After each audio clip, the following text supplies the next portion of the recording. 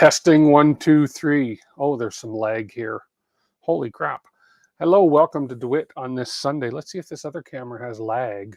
No, I think they both have lag. Anyways, welcome. Sunday evening, 5 o'clock, Mountain Standard Time, regular time. We have people here already. Zixeltor is here at 4:30. You were real early. Hello. And Brendan Wilson and Jason. Hey, Jason, how are you?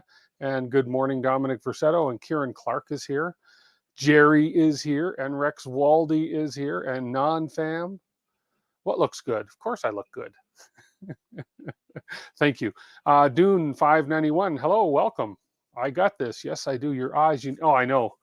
I mean, especially, oh, look at the stain on this thing. I didn't even see that. I don't even see it from here. You see it on camera. Ooh, I should go put a different shirt on. But hey, I'm the human pylon tonight. So there we go. Wear some sunglasses. Yeah, that's kind of to take the distraction off everything that's going on around you. Here, maybe this camera's a little, nah, it doesn't make any difference. It's here. Hey, you notice there's a printer running behind me here that hasn't run in a long time. Right there. Sounds like a bowl of Rice Krispies, though. The filament that's on it is petchy. It's pretty wet. It's snap, crackling, and popping, but I'm just letting it go. I think it's going to, for what I'm using, it's going to be fine. A little bright. You think I should change shirts? I could change shirts, actually, because that is a bit bright on camera. And I don't like that stain. I didn't see that. Like, there's a stain right here. And look at these vertical lines. Oh, this is wonky. Okay, hang on. I'll be right back. I really don't like this. So you guys can come with me in the microphone while I change. This is a first for my channel, changing shirts at the beginning of the stream. But hey, you never know. Oh, I'm back in the change room now and stripping off that top. Probably throw it away because of that stain. This one looks like a better shirt to put on here. Hang on. I can't see chat, so you guys can be making fun of me or whatever, which is fine. Let's get this one on here. Oh, yeah, there we go. Oh, that's much better. Oh, that's better. Okay, I think you'll appreciate this one better. I guess I gotta pay more attention to my on-air clothing. Oh, and that camera, of course, went all wonky on me when you walk away from it. Isn't that a nice view of the ceiling, though? Look at that. That's sort of some insulated pipe there. So what I got to do for this, I got to hit reset on this guy. There we come. Here we go. And then I hit tap lock. Okay, and tap lock. And there we go. Look at that. Much better, right? Ooh, I think that was playing with the exposure on the camera too, that shirt. Holy crap, look how bright that is now. Oh my goodness. Oh, that's a good idea, Jerry. Put a poster up on the ceiling. That's a very good idea, actually. I'm going to do that because that camera does it every time. Let me just go in here real quick. That shirt messed with the exposure of the camera. Wow. If I go like this, dummy this down a little bit. Let's just go to the default settings of this camera. That's reasonable. I think that's okay. I don't care. That's fine. Let's just leave the default settings. I don't want to play with that right now. It's fine. This is fine. We're all fine. Now let's see. This camera should be better. Probably a little bit bright. My head looks really bright because of the lights that are up here. But everything else is good. Anyways. Okay. Let's stop playing with the cameras now and let's go back to here. Dave Gatton, hello. No, I blend in with the background. There we go. That's good. That's good to know. The other shirt had better contrast. But the other shirt was messing with my cameras. Wow, and it was messing with my mind, and it had these wiggly, ziggly lines. I wouldn't be able to handle that. Hey, Furball Kim, hello, welcome. Haven't seen you in a while. Welcome. Okay, so we're going to continue with the Voron build tonight. I'm kind of at a crossroad of what to do next, but yes and no. I did a little bit of stuff off stream during the week because it was really, really, really boring stuff. For instance, I had to take the stealth burner and I had to recrimp on little tiny plugs that would fit, that were compatible with the PCB board on the Clockwork 2. So you've all seen wires cut and crimped before. These are really, really tiny ones. I've gotten really, really good at making these plugs now, I will say. But I did forget one, and you guys get to watch me do one, and I forgot the one for the clicky. the clicky plug has to have one of these tiny little ones on it as well. So we have to do that. We're ready to put the hot end on the printer right now. Once I get the clicky probe ready, because this has to go on prior to the hot end, and also I believe I've got to put the dock on in order to line this guy up and down, etc. So we're going to work on that. One of 3 Canadian streams you watch every Sunday. You're the only one who shows up to them. Oh, nice. I'm glad. I'm glad to hear that. I try to be consistent when I can. Stuff happens some Sundays where family stuff comes up or emergencies come up and I can't make it, but I do my best to stay consistent and do my Sunday stream. So thank you very much. Mr. CNC. Oh, is that Dave Gatton, Mr. CNC? Cool. I didn't know that. Well, hello. Anyways, okay, so I did a few things during the week. Let me just switch to this camera here. So here we are at the wiring stage so far. So I didn't do anything major that's, well, I put some of the side panels, some of the skirt things on, which are, they're really nothing exciting about that. It was mostly boring stuff, and hooked up the fans here. We got the Raspberry Pi. So the Pi is being powered by USB off of the Octopus board. So we have the 5-volt power going from the Octopus over into the Pi. I've got to double check to make sure there's a pin on here somewhere. I think I either had to put on or remove. I believe it's removed because I was following the LDO instructions. So this is going to power the Pi with 5 volts. And then over here, the white USB cable. This is the data cable from the Octopus into the Pi. Okay, so the Pi is pretty much all set up and ready to go now. And then we have, of course, the Ethernet cable that went from the Pi all the way up to the Ethernet port that's up on this one. This is a blank port up here. On this side here, these are the fans that are going to suck air in and blow air across the whole electronic system. And these are just blank thingamadoobers where the air is going to escape out of that, because of course there's a bottom that goes over all of this. I did kind of screw up in a sense, and I fixed it during the week, but the display, which you can't really see in this camera view, the display, which is right below my finger, should have gone on before these speedways went on, because I had a hell of a time getting the display on, because of the way it had to screw into the extrusion up here, and I had to kind of break away a speedway here, and it was fun. I had fun with it, and it would have made for very boring time on the stream. So when I stand the printer up, you'll be able to see the display and how it all looks. So other than that, I didn't do much during the week. I just want to check and see. No, I'm not getting messaged by anything important right there now. Other than that, I think the next step is we're going to stand this guy up. There's a couple different things I can do now. There's some LEDs that have to go on, some LED strips that have to go on. The hot end's got to get on here, and the clicky's got to get put on. And then we got to put some chain guides, or whatever those things are. What do they actually officially call those things? Chain. In the manual, they're called cable chains. Yeah. So I know different people call them different things, but yeah, they're called cable chains. So that is kind of what we're going to be sort of spending some time on this evening, working on these things. So I think what I'll do first is, let's see, I don't like how bright that camera is, but that's okay. I think we can live with it. It's fine.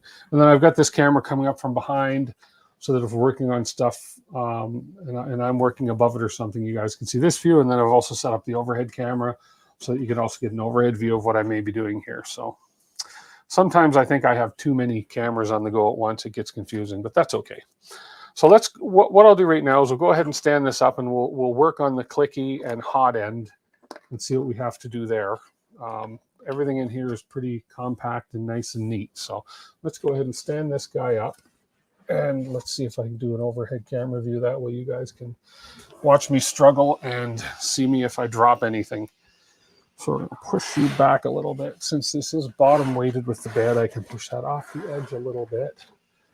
Then we'll stand it up. It's getting heavier as I go, of course. And, oh, it's not bad. I'd say it's about 40 pounds, 30, 40 pounds right now. There we go. So we're all stood up. So if we have a look at this one here, so we're all stood up. Let me lower this lens a little bit here, lower this guy, there we go. So you can see we got the back here. This is just a fake false panel in here. There's our on-off switch over here, and then there's our Ethernet port. And we got the side with the fans that are going to blow the air across. And then, of course, here we have the front. So here's where the display panel is. This guy does a little bit of about a 30-degree tilt in and out. Okay, and then the knob, I haven't put the knob on because I didn't want it to crush on the bed. So that's kind of that with the other two panels on the front here. And then on the side, we have our fake fans or whatever you call it. That's where the air is going to come out from the bottom. So there we go. So now I haven't found any really good, thorough instructions on clicky probe. So I'm going to go with help from the audience. You do like the bumblebee color combo. Nice. Yeah, I like the orange. I like the gold and black. I think it's pretty cool. Yeah. And then of course you can picture it with the gold hot end in there. It's going to look pretty cool. So you guys can probably hear my dumb dog barking, but hey, that's okay. So we have the clicky probe dock, which is this guy here. I'm trying to think of what the best. Let's bring this camera here over because I want to kind of give you guys an idea. And there's people in here that are very experienced, and I know you guys are going to give me yays or nays here because, as I say, I couldn't find any real good information on the clicky probe dock except for the stuff I found on GitHub, which is fine. And there's so many different configurations you can do for this. So if I put this camera like this, can you kind of see this rail? You can. So that is my back. I know there's a big bright light in the back, but that's okay. I think we can still see what we're doing. So that's the back rail on the back side of the printer. Now, I think that the clicky probe dock is going to mount back here somewhere, from what I understand. I believe back here somewhere, and then the hot end there, and then the hot end comes along, boom, boom, boom, and it comes back, and it comes over and docks with the clicky. And boom, sort of, you know, just boom, boom like that. That looks pretty close and high, but I'm pretty sure that's the way that is intended to go. So I'm hoping that looks really high, but depending on where that clicky sits on the hot end, I guess is what will determine it. So now if I put the clicky mount, so what I'm going to do first is let's get back to this guy. So first thing I got to do anyways is I have to replace the end of this really quick on the clicky probe because I have to put the mini, I think it's a JST connector if you want to call it. I don't know all the technical terms, no big deal. But I have to put the small one, which I have right here, and replace this one. So let's just get that done right away.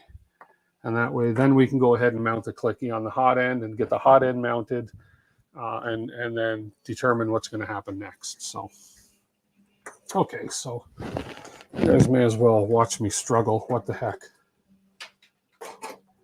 It's nothing, no big secret to what I'm going to do here other than find my side cutters. Oh, which are over here on the rat rig. There we go. Well, for wet filament, that print's looking pretty good. It's not snap, crackling, and popping as much as it was earlier.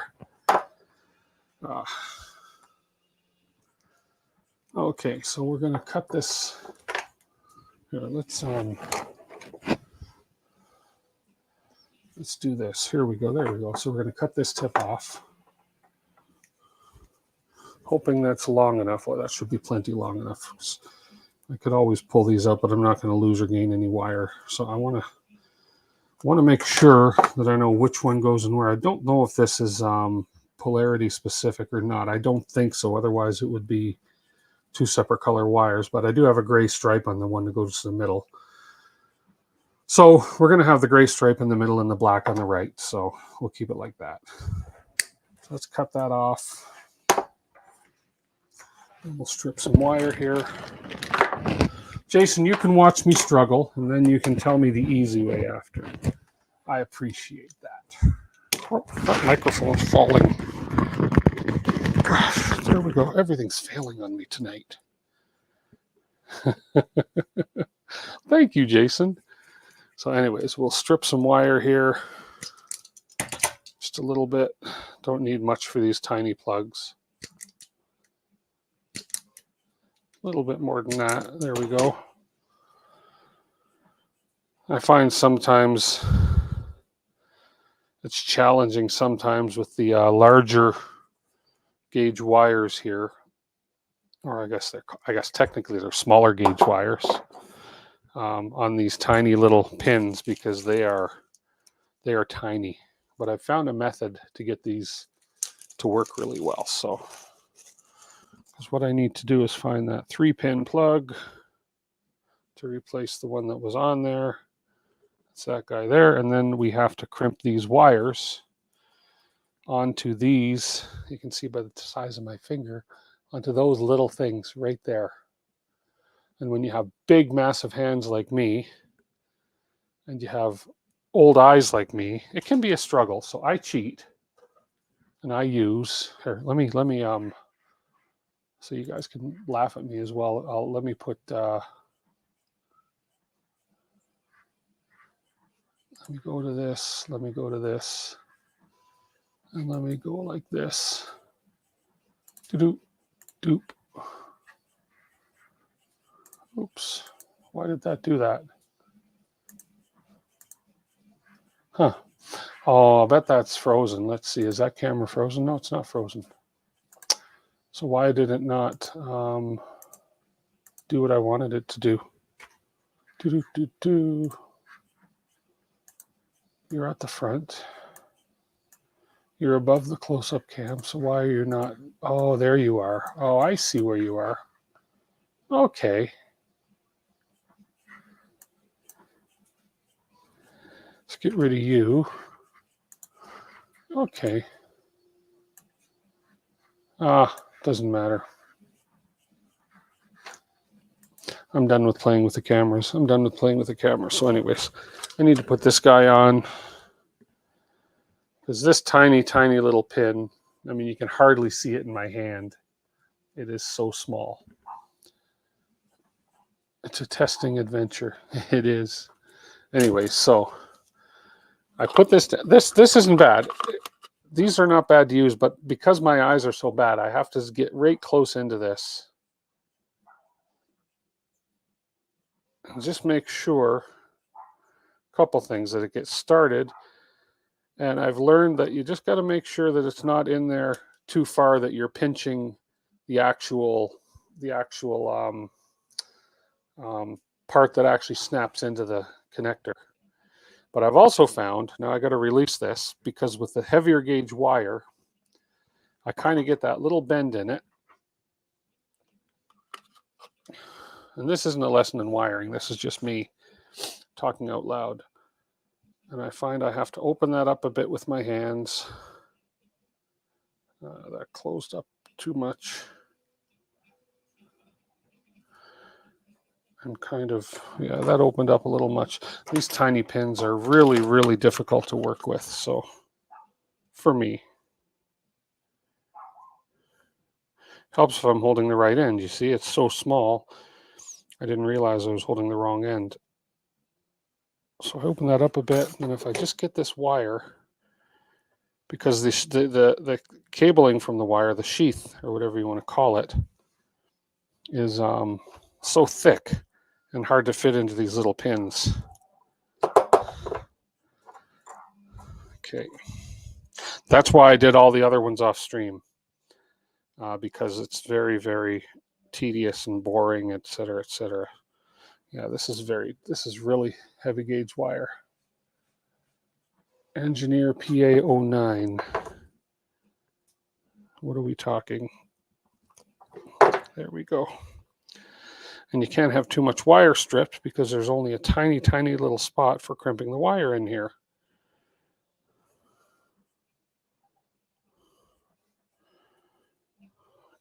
Man, this is tough.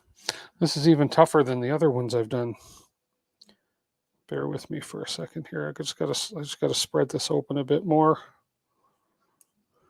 There we go.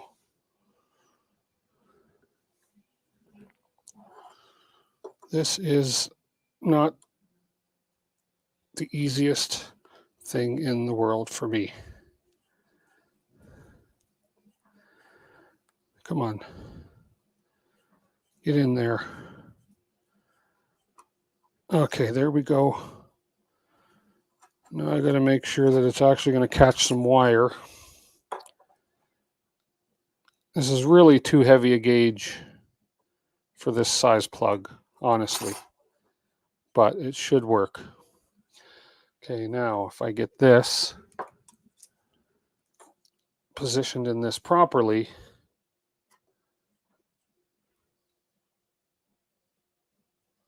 yeah, this wire is too thick for this plug ideally, but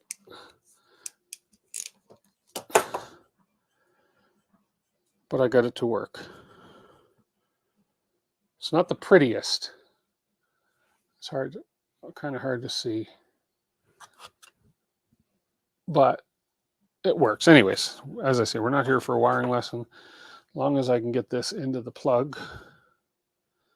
So this was the black one, and this one was going to the right-hand side. So this one's going over here. Come on, get in there.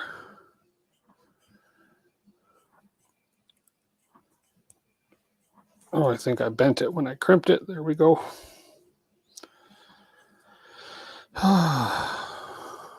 You know, there we go. We got the one in. Good. Different crimper than you have? Yeah, this crimper works pretty good. It's good on all sizes plugs that I have so far. And as I said, I really should have I should have used a smaller gauge wire for this, because really it's just for the probe, but that's what came with it. So this is kind of what I'm working with. The second one should go a little quicker now. I'm actually going to pre-feed the wire before it touches the crimper. So push you down.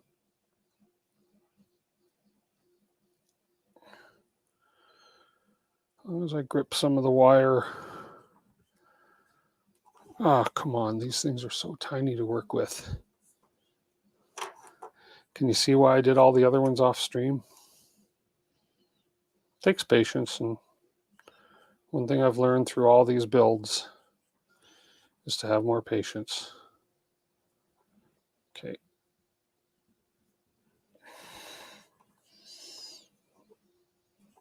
Come on. Okay, get in there. Just got to bend that close a little bit to pinch my wire to hold it in place. There we go. Come on.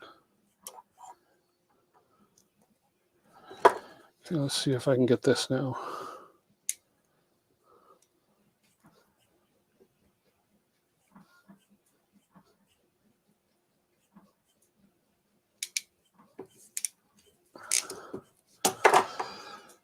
And I got it.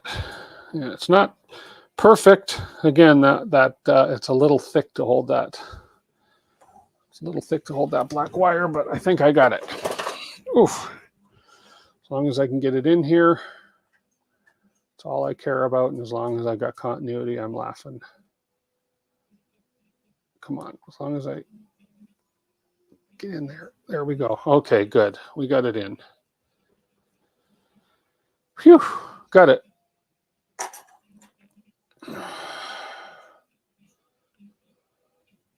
I can use, if I use the right size wire, it's much quicker. Because with the right size wire, I take it, I actually put the pin in it, I lock it in, and then I put the wire in and crimp. When it's not the right size wire like this, it's a little more difficult, because you've got to ensure that the wire that the sheathing is in the proper spot. So this should be good. I'm not even gonna, I can't, my probe might touch this. Let's just see real quick. And this camera, I'll show you what I'm doing. I'm just gonna take this and I'm gonna see if I can get a signal here. I just want to make sure that I at least crimped it, because I don't want to run into issues later where it's not working and I wonder why. Oh, come on. Here we go. Let's just see if I got a signal here.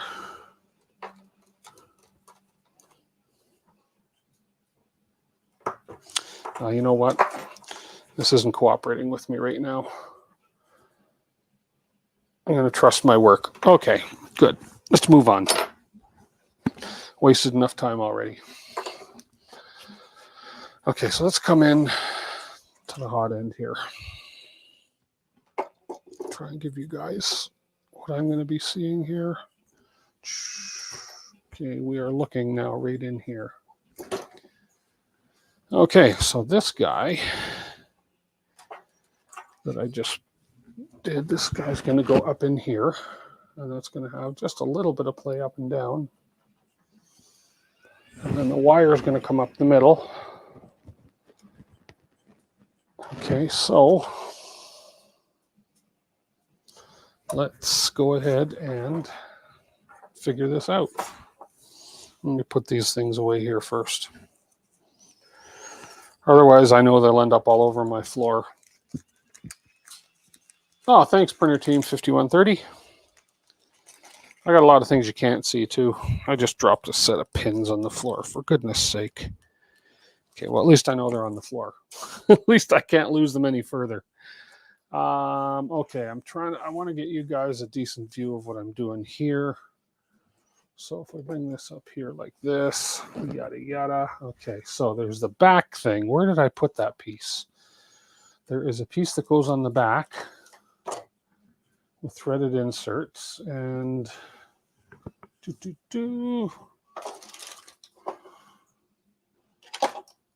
of course, I thought I had put it on the board. Let me just check the board. Obviously, I took it off the board. Okay, so I just have to find that piece that goes in behind there. And sure, and it's a tiny, tiny piece too. Where did I put that sucker? Okay, I'm just looking for a piece. Seriously, oh, there it is, right there. That's the piece I was looking for, right here. Just a tiny little black piece with two heat insets in it. And then I don't recall what size bolt it wanted. I think an M310, if I'm not mistaken. So we're going to try M2, M36, 8 might even be good, but I'm pretty sure it's going to need a 10.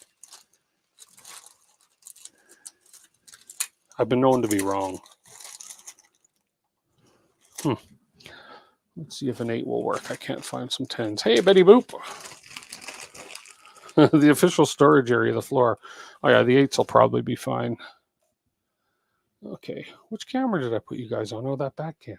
Okay, let's go to this cam.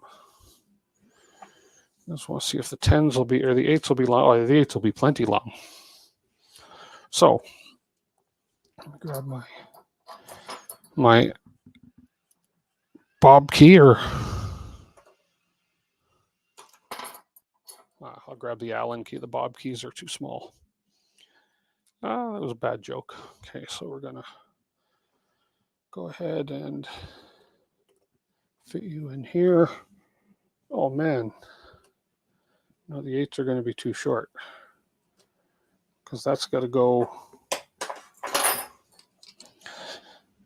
Oh, there's an inlet back there. Okay, let's throw an 8 in here and just see.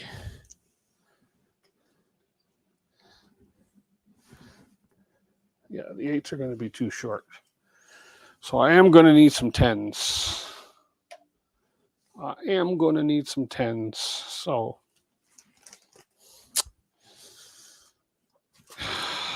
so many bolts. I found M5 10s, but where are my M3 10s?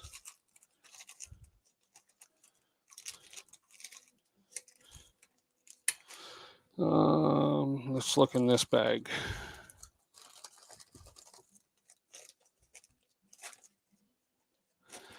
Okay, if at first you don't succeed, you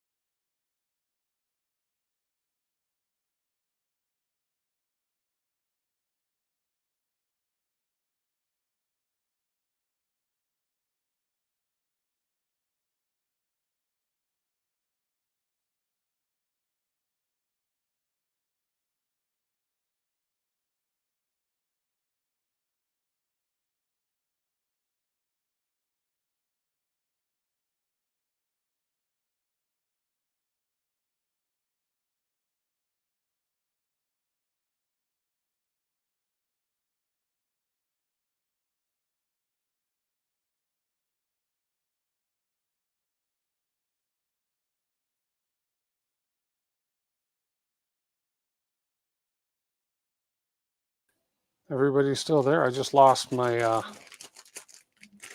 I killed this. Something happened. I hit something.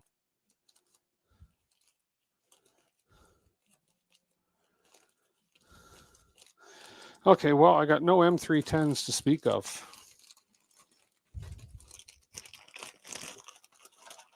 That's odd.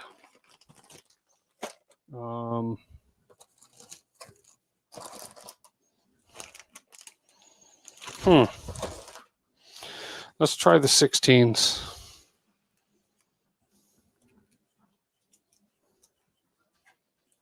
I'll find the 10s after I get this installed. Yeah, sorry. Something I hit my mouse with something and it closed StreamYard. So let's just use some 16s. I'm hoping they're not going to be too long. Okay. They'll definitely be long enough.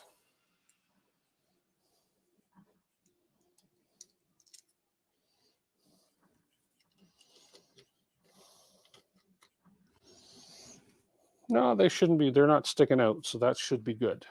As long as they're not sticking out the back.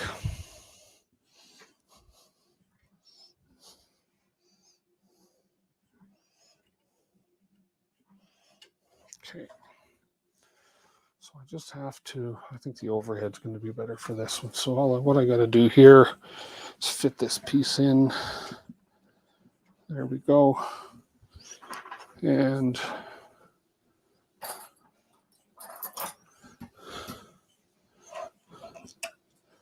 start with one.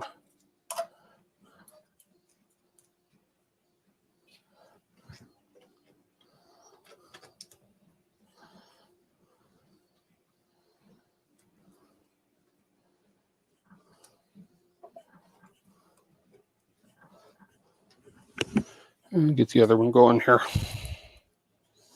I don't think it matters that they're longer than they need to be as long as they're not sticking out beyond the back of the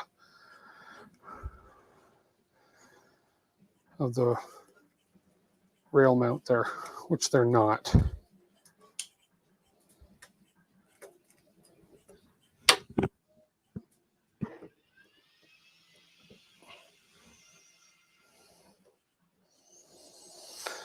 So I'm going to put that to its highest point right now. Well, they're sticking out a wee bit, but no, I don't think that's going to affect anything. Okay, so we have that mounted in here. I've got it up at as high as it'll go right now, just to check. And now I'm going to put some, I'm going to go ahead and mount the dock. I just found that plug I dropped. There we go. And I believe they want M5s for these. So we're going to throw a couple M5 T-nuts in here.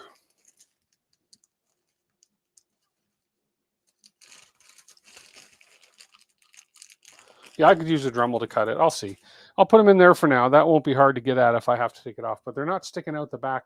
I can barely feel them. And so I think we're okay. So what I'm going to do here is just stick a couple M5 T-nuts in here. These T-nuts, it's probably just me, but I find I have to muscle these down, so I have to kind of hit the edge. Oh, that one went in easier. Make me a liar now.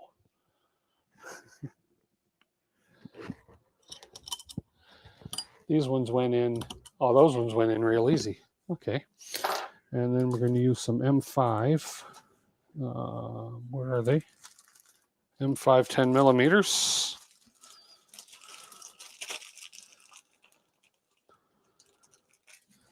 Yeah, no, I don't think I need to cut them. And worst case, I'll replace them with, I'll end up replacing them with proper length anyways, so that's okay. So now we're going to put some M5 10 millimeters in here. And let's get the proper size hex key. And let's just line these T-nuts up.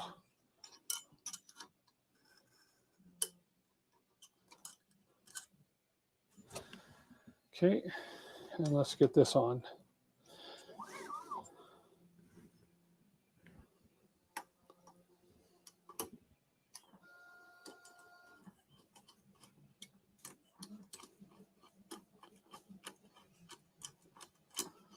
Of course, I missed that T-nut. Leave it to me. Leave it to me. How could I? No, I didn't miss it.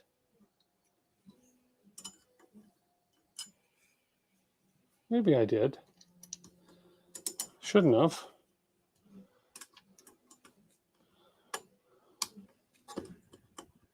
There we are. So now this is my question now. Since this is going to be a dock, I'm assuming this can go over so far. So let's see. So this is going to go back. And this is going to come over. See, that's too low. Something is way off here. There's no way that's going to work. So, and then this can't go up any higher. So either, well, and I printed the pieces that they said to print for a left mount. So I printed this proper piece here, which is this one here, and then the left mount, but that's got to go even lower. Dang. Okay, so no clicky probe today. I'll leave this piece in, but I've got to find, obviously there's another piece here. Oh, hang on. Hang on. The probe is there. Maybe that's it. Okay, hold on. No, that is right. The probe is parked there because that's the actual probe right here. This is the actual probe. Okay. The probe sits in the dock. Now, without the probe in it, let's see. Without the probe in it, oh, it still hits the dock, even without the probe in it. But with the probe in it, there's no way. Well, that's going to come this way. It's going to go in. It's going to pick up the probe. No, that's too tight. That is too tight. So,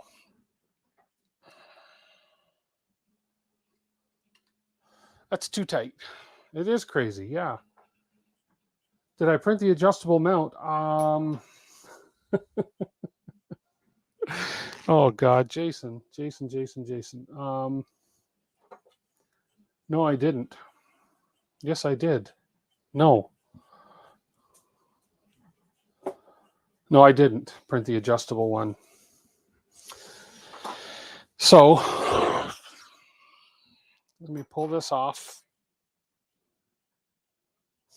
I assumed, and I shouldn't have assumed, but I assumed this one would be the right one, and it. Obviously, it's not the right one. Well, it was the only one there. So this is the one here that. So basically, that's what I printed was the fixed mount plus the left alignment one, and that fixed mount is obviously too short. So, okay. So what we'll do is we'll continue with the. I'll investigate this later, or maybe I should just put the other probe on. I don't know. I really don't know. Oh, boy. I guess it's better to have a probe than no probe, but I'd rather use the clicky probe since I've gone through all this trouble already. But I have to do the adjustable one instead of this fixed one. So. Yeah, that's okay. Okay, well, we'll leave this. I'll print the adjustable one. Obviously, this fixed one is not working because it's too high up. Something's awry. Maybe it's a combination of the new Stealth Burner Clockwork 2 mounts here versus the height of this. I don't know.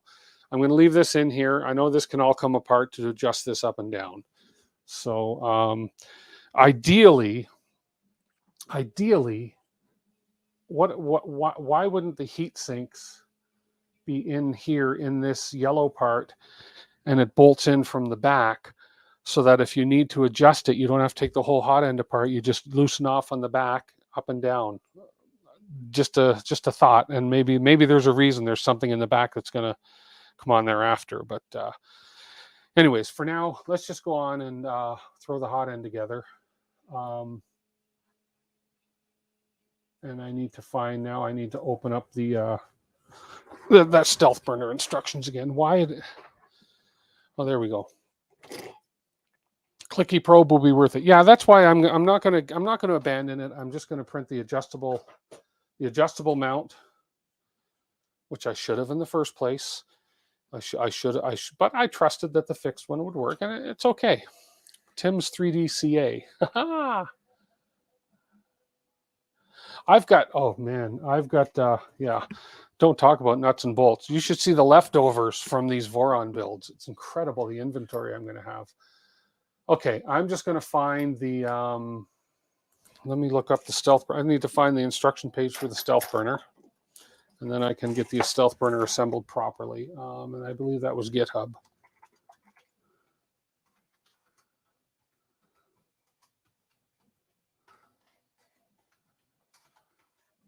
Just going to look that up. And we'll get going on putting the hot end together. I should look this up earlier, and I didn't, but sorry. Voron Design Stealth Burner, GitHub, Clockwork 2, github.com. There we go. No, that's not the page I want. If anybody's faster than me and wants to, oh, there it is, manual right there. Assembly manual, here we go. I found it. Am I a Canuck? I am. I am in Calgary, Alberta. Okay, so here we are. I found the manual for the Clockwork. We've done all the assembly. We've done all this. We've tested it. We've done everything we need to do. And I'm just looking for the page where we've got up this. This is all done. This is all done. Stepper motor. And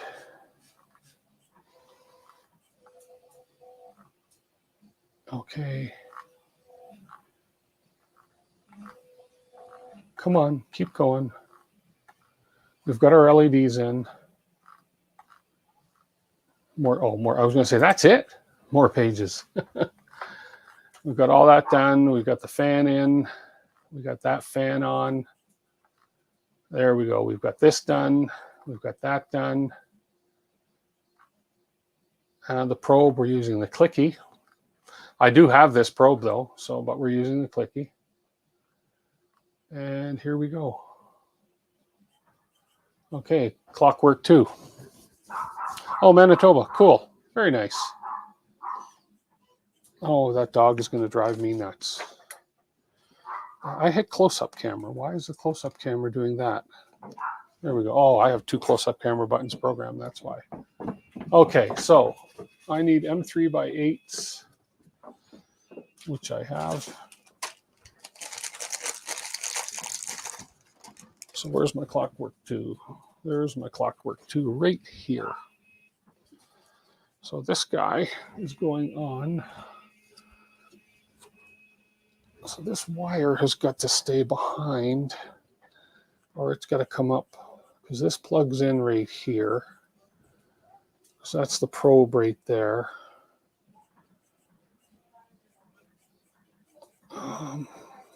Okay, I'll plug that in after. But so this comes up. I'm just trying to think how this wire feeds.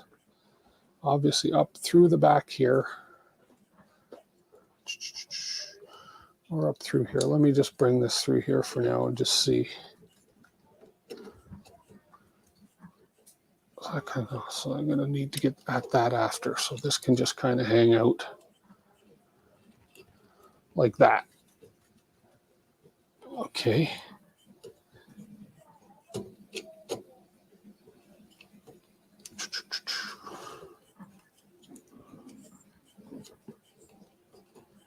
And that kind of rests just like so. Okay, and then I need an M3.8. You have the same screwdriver kit. Are you speaking the Weras? The Weras are great. These blue ones are good too. I don't remember where I got these blue ones from. Okay, let's get you in here. And you should line up.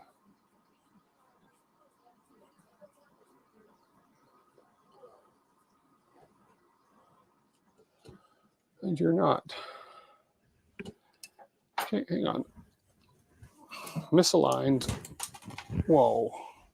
Okay, that one went under the board. Tilt little back kit with the magnetic top. Little black kit with a magnet. Oh, I see. Okay. Oh, yes, yes, yes. Okay. I just got to get this. I'm not lining this up properly, so just bear with me here, folks. I see where it's got to go.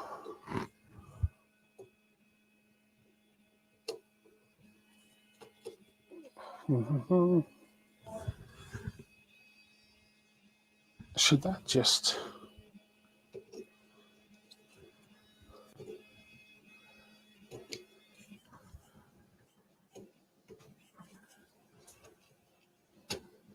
Okay, what am I doing wrong here? Oh, it's got to slide in that groove.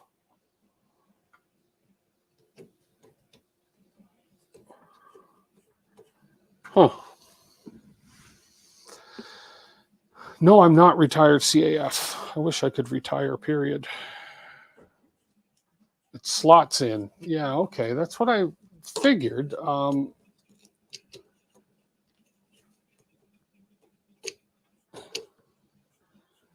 Oh, there it goes. Okay, there we are. Thank you, Jason. And then it slots in and it stays put while I put the screw in. I just wasn't pushing it back far enough. Okay.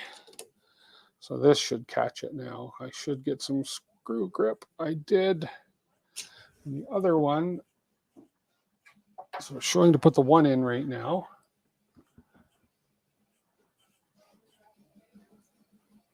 And then there's an access hole right here. There we go.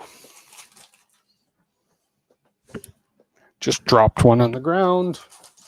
Man, tonight's going to be a night of dropsies. And then there's the access hole. There's the access hole right here.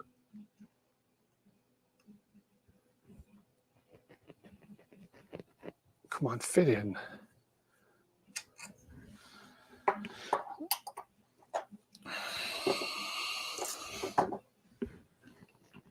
A little bigger.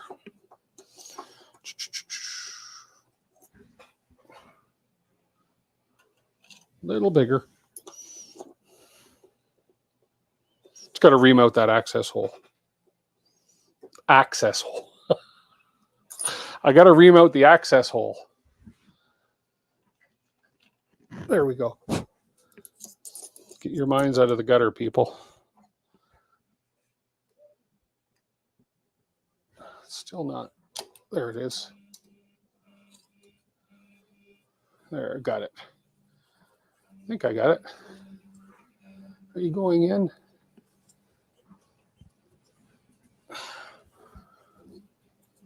Why are you not biting? Let's see. Oh, it is. Or is it?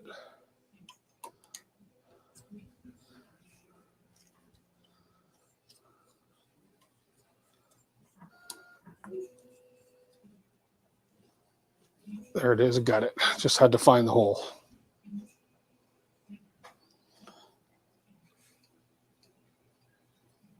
Okay, good. That one. And make sure these are both tightened right up. Okay.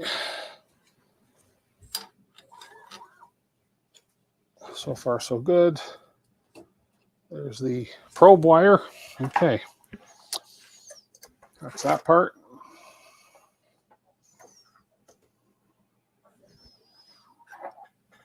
Two different chat windows. Yeah, it's I'm on YouTube as well. So I'm slotting in on, or I'm slotting in. I just read Jason's comment.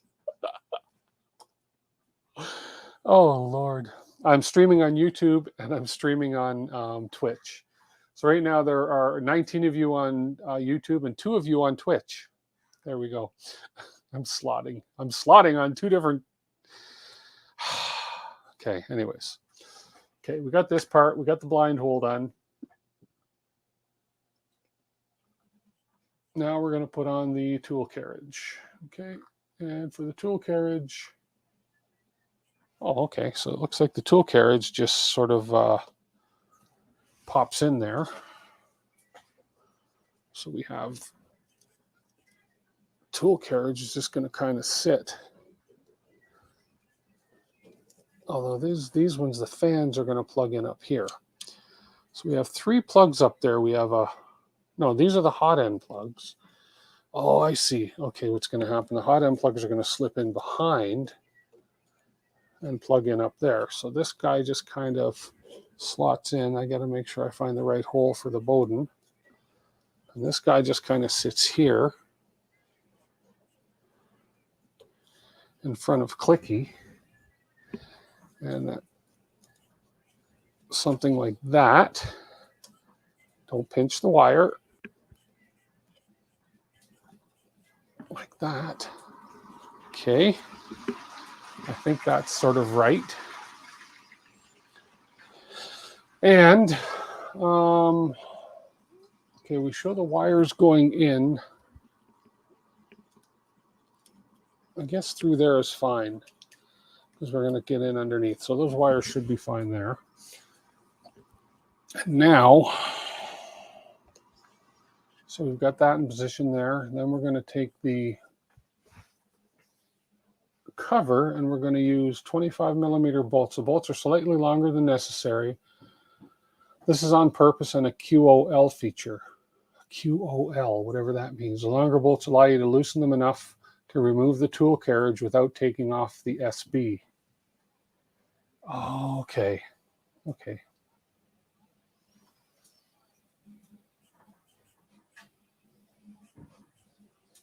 So I need 3 M3 by 50 and an M3 by 25.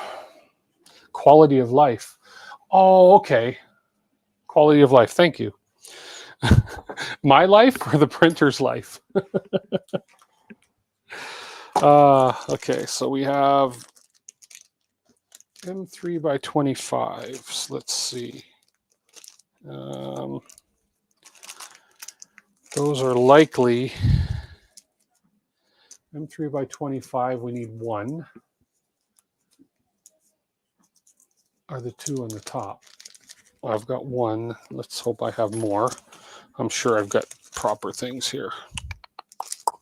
And those are socket head. Yeah, socket head. Good. M3 by 40. No. No. Those would have been.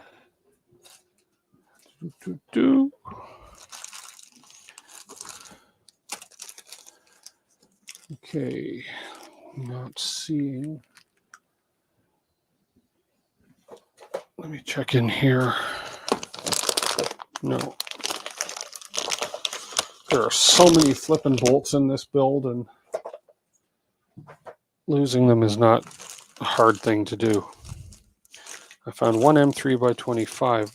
I have 50 millimeter ones. I don't know if they're socket head though, but they would have been in the Stealth Burner upgrade kit. But they were. I've combined everything, which maybe was not the best idea. Okay, M3 by 50. There's my 2 M3 by 50s. Now I just need 1 more M3 by 25. M3 by 40. 1 more M3 by 25. Let's check the backup bag. That is a rat rig right there. Right there, that is running right now. Yeah, rat rig 500 by 500. Okay.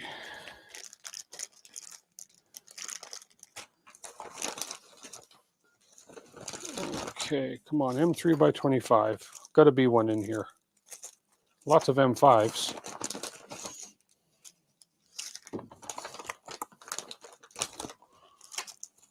M3 by 30.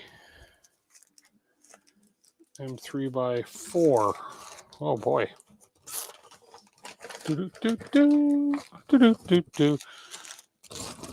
That's why my stream needs a bit of music. M3 by 40s. No M3x25s here. Why am I missing an M3x25? I think this backup was the, what's this one here? M3x660. I think this backup was the stealth burner backup bag. So let's just see. Come on, just need one. 20, 30, 25s. There we go. Found them. Let's just put all this in the one backup bag. I'm telling you, there are more nuts and bolts in this flipping kit. Okay, there's our 225s. And there's our 250s. There we go.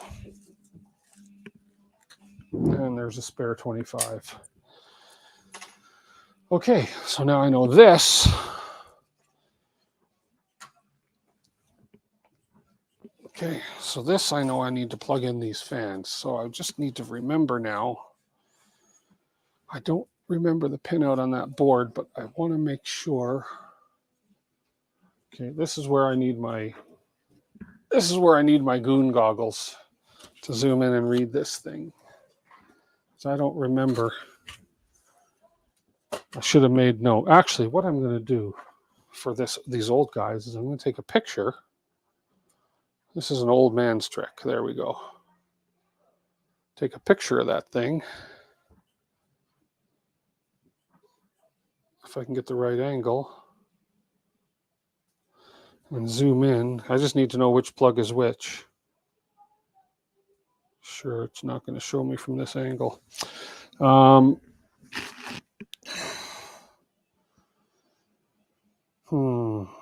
Because one is the part cooling fan, one is the hot end fan, and one is the LEDs. And I'm trying to remember.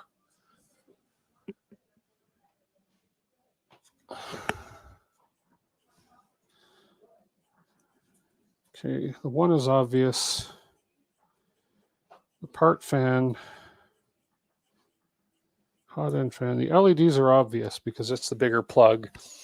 The top one and the second one, one's the part and one's the hot end cooling fan. And I have to remember which is which. So just bear with me while I don't want to have to take that out again to read it. Come on.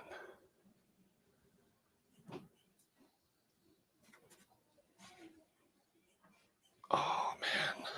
Anybody out there have this board and know? Okay, let's see if my flashlight helps.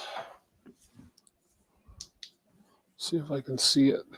It is labeled on the board. I'm just kind of blind.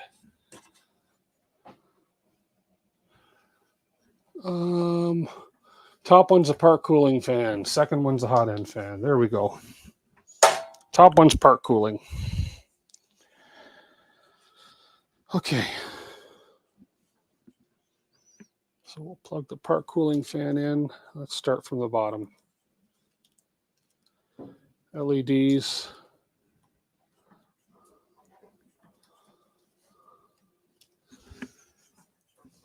This is when you need tiny, tiny fingers.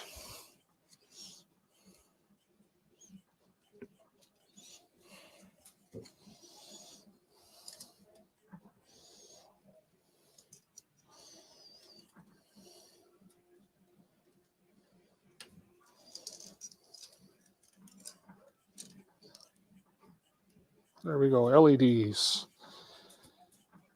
And hot end fan is the second one.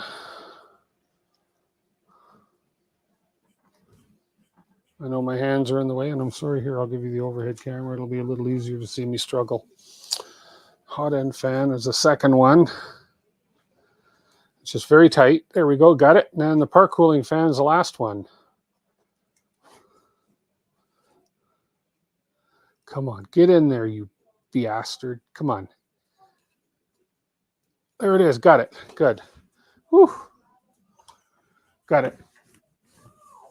Still looks like a Voron. Good. Okay, so those are plugged in fine. Those can tuck. Those can tuck up top. We don't want to, oh yeah, that top fan, it's not going to interfere, right? Because the fan blades are in the front. So just like that.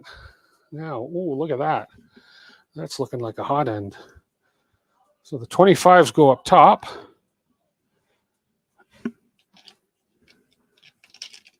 Okay.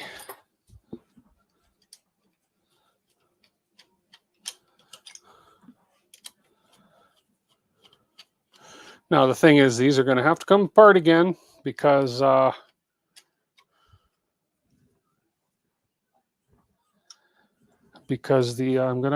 probably gonna have to adjust that clicky probe, unless if I use the adjustable mount, then I should be able to leave the probe on the probe on the hot end where it is, and then just adjust the dock. Okay, there we go. Now the 50s. You want to roll on the floor, but you're not. I'm not allowing you to go on the floor. Okay.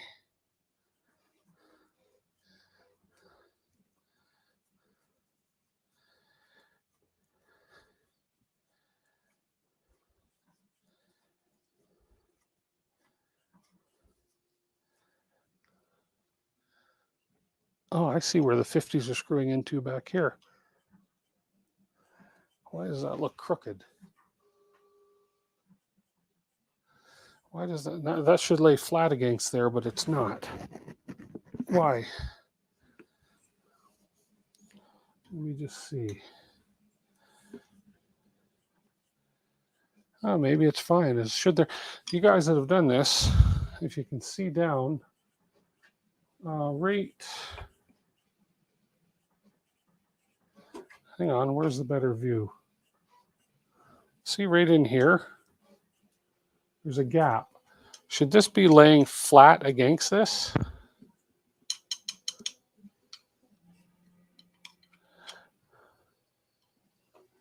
There's a gap right there.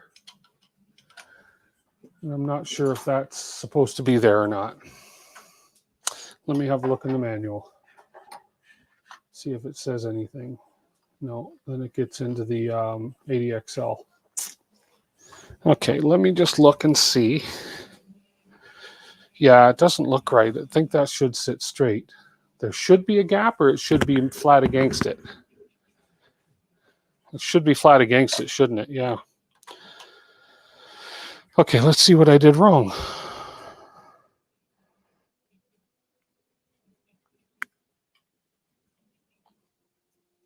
Or there should be a gap. Maybe there should be a gap. I don't know. I guess I asked too many questions. You guys saying yes. Say gap or no gap. Tell me gap or no gap. Hey, old curmudgeon. Gap or no gap?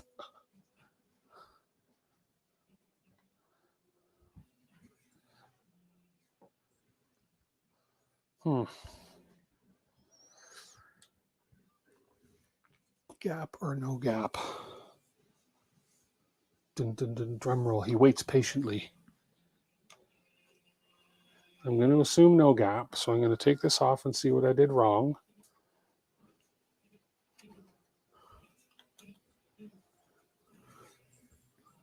No gap. Okay. Okay, so let's take this off and see what happened under there.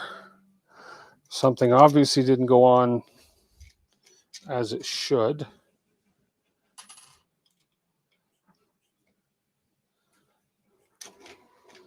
Okay, I can probably get away without unplugging them. Okay, so I know you want to roll off the bench. Let's take this off. Here we go.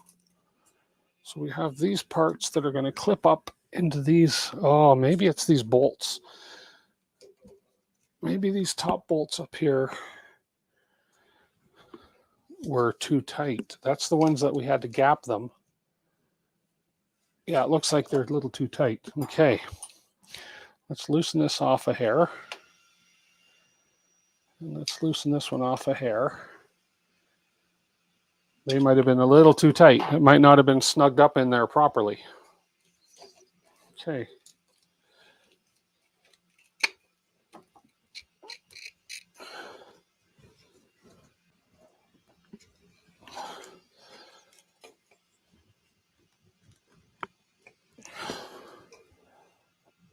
That looks better. Yeah, that's exactly what it was. It was those two bolts where you leave that 1 millimeter gap. And yeah, 50 millimeter screws in the bottom. Yes, they were there. It was those 2 bolts. They were just a little too tight. Those are the ones where you needed to leave a 1 millimeter gap. And obviously either I didn't leave enough of a gap, or there was the printed part on the other part that was under there needed a little bit more than a 1 millimeter gap. But that's okay. We got it all figured. Okay, and that wasn't allowing that piece to push up far enough, and thus the bottom wasn't swinging in to make proper contact with the rabbit portion of the clockwork of the rabbit hole. And then when that tightens with the 50 millimeters, yeah, that'll tighten and snug that right up. Perfect. Perfect, perfect. 50 millimeter in here.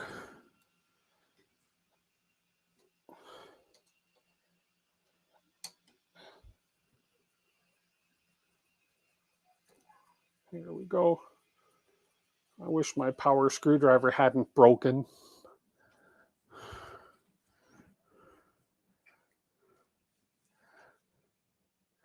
Okay, why are you spreading? Are you not hitting the thread? There we go.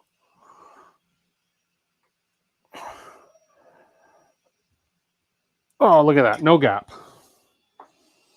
No gap.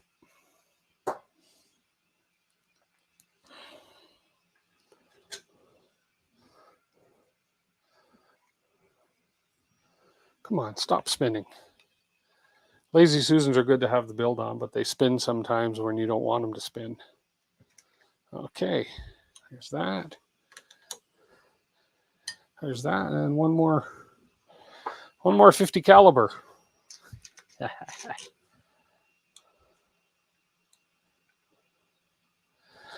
I find sometimes with the heat insets, they can be out of alignment just a hair, and that's all it takes. I got to turn this way. I'm right-handed, so it's easier for me to turn this thing with my right hand.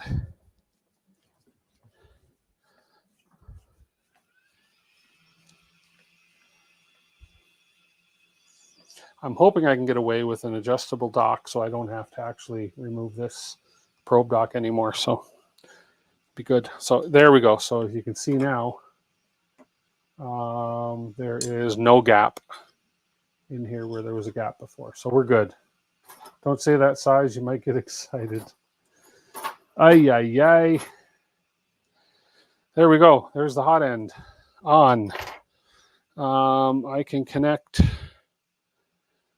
So we have the thermostat, and we have the hot end, the heater, and then we have the, so I may as well just plug this in. That's the probe. Goes there. And then we have, you can tuck in a little bit more there, probe. And I'm trying to remember which one of these is which. I need that flashlight again so I can see.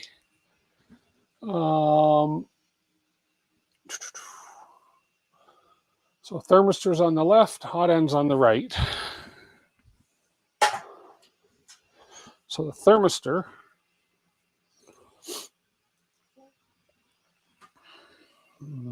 can't really see that high up with this camera. Oh, you know what though? The beauty of this camera is that I have this mount here. I know I'm going to make you guys dizzy here. Sorry about that. Here, let's do that while I do this. I have a cool mount on this camera that you can mount to a rail with no damage. Then you can position this guy kind of like that, and watch the view you get here. Look at that. And if I turn the light on, off, on, and then you kind of spin with the whole machine. So it's kind of hard to see, but is the light on?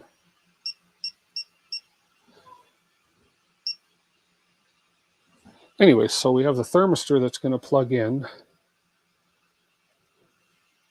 Hopefully. You need small hands. I swear you need small hands for this.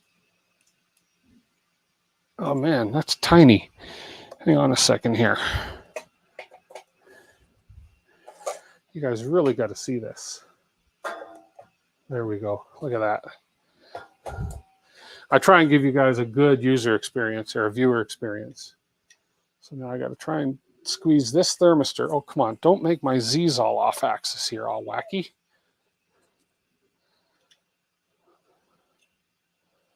Thermistor plug.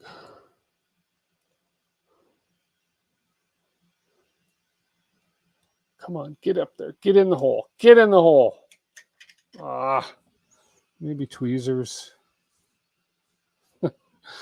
I'm sorry, old curmudgeon. I'm saying sizes and I'm saying get in the hole and yada, yada, yada. Come on. Okay, so you know what else? I got to pull out the big tools. Here. Let's use this. There we go.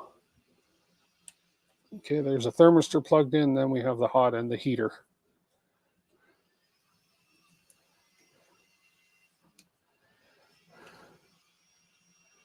Come on, come on, get up, get in, get in.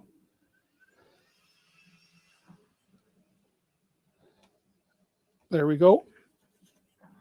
And there's the heater plugged in. I want you to be above that hole.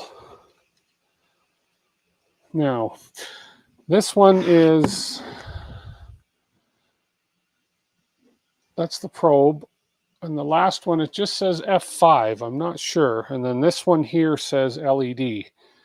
So there's an LED plug going to come here. And this one just says F5. I assume that's just a spare for something. So, okay. And then this comes down and covers all that beautifully, just like that. And then we have a plug, just a plug that goes in here. So I like that. That's a great design. Okay.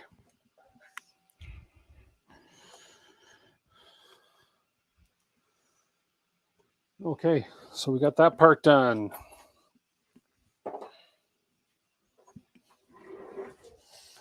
Okay.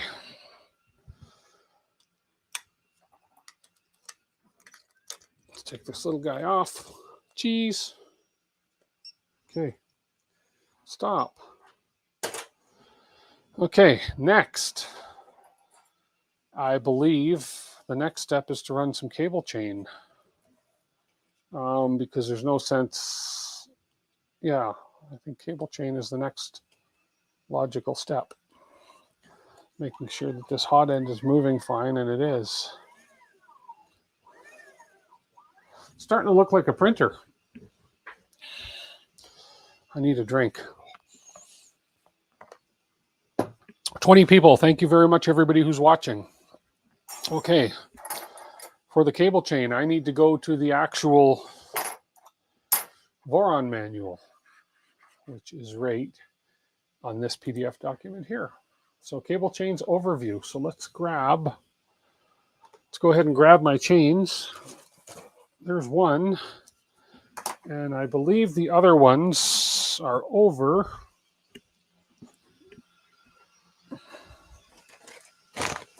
Here. 2 and 3. There we go.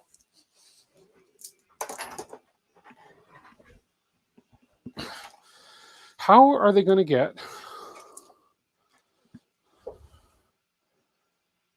I'm interested to see how they're going to get these big plugs on the end in through the cable chains. But anyways, let's wait and see. Unless these cable chains open up. Oh. Do they like hinge? Do they like have doors that open up and hinge and you lay it in? I don't know. Anyways, we're going to see.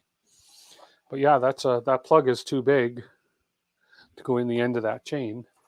Anyways, don't get ahead of yourself. Like and subscribe, y'all. Yeah, absolutely. If you're having fun, even if you don't like it and you give me a thumbs down, I appreciate that too, because that's interaction as far as YouTube goes. So yes, absolutely. Thank you, Jason. Thank you. They should open up, use a small flat screwdriver. Yeah, it's kind of what I figured. I figured they weren't going to make me. I figured they weren't going to make me cut these ends off. Although Jason, you would let me go ahead and cut all these ends off, and no, you wouldn't. You wouldn't do that. You're not that cruel. Okay, so let's go back over here. You can opt to install chains now and finish the wires through the chains, or build the complete harness outside the printer and install it. No, I just do the chains now. If you sourced a pre-built wire harness, completing the harness outside the printer is recommended. Yes. And I believe that is going to be the big, I shouldn't assume it's going to be the big one. It's not. So we'll just see. So the tool head. Okay, here we go. Chains overview. We have a tool head chain. So let's see. These ones here are the same size, same chain. We're going to come back here. So these ones here, let's turn these around so they're the same. These two are exactly the same size. This one is obviously bigger and wider. This is going to be the back chain.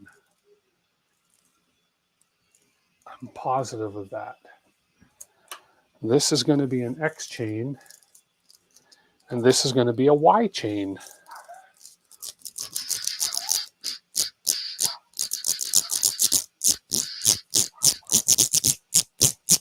That's fun. Okay. Anyways, tool head to the end stop pod, A motor, B motor to electronics compartment. Okay. So what they're saying is to feed, basically what they're saying is to feed this before I install them, which kind of makes sense because I don't want to have these installed and then have to open and clip up all these little things. So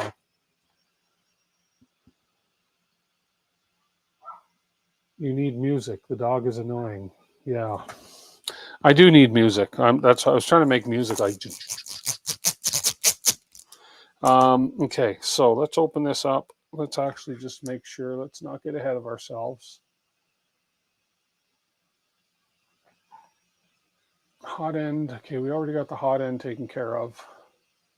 Alternate hot end wiring is dual head PCB, which is what we're using. Okay. Okay.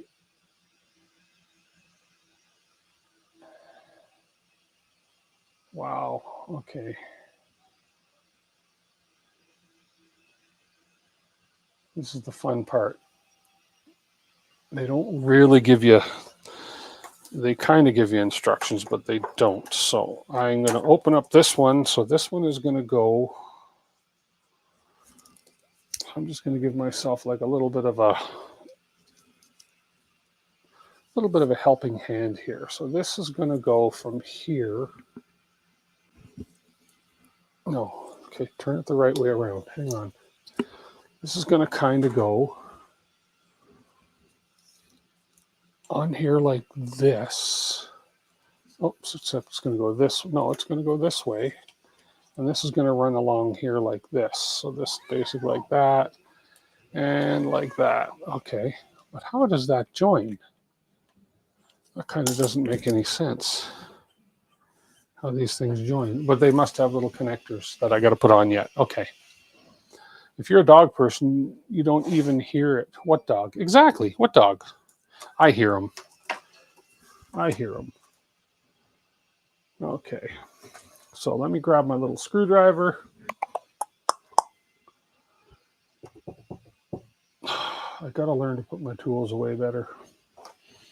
Dum dum dum dum.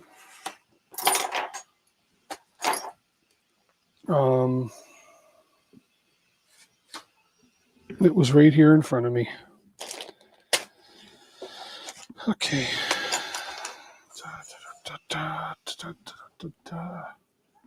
And it's time to come up with an alternative. Here we go.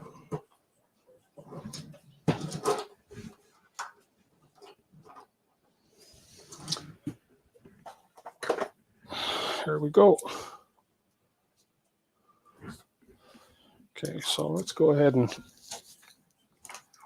just do this. Let's see if I can give you guys a downward view on this.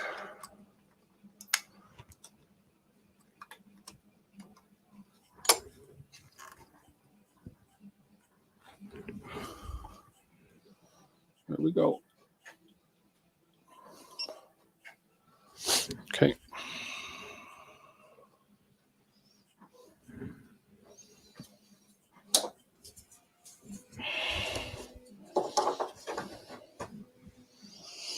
Okay, so we'll pop these open.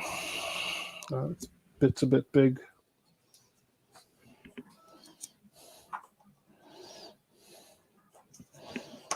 Okay, oh, so they just like little hinges. Okay, cool. That bit's a bit big to get in there. Let's try this one. Much better. So we'll just pop all these open.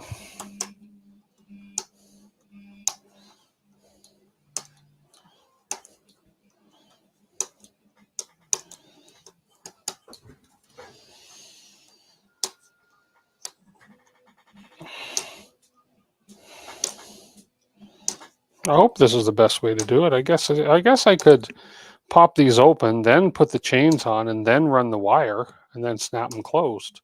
I don't know. I've never worked with these things before much, let alone a Voron. Okay, so those are all wide open.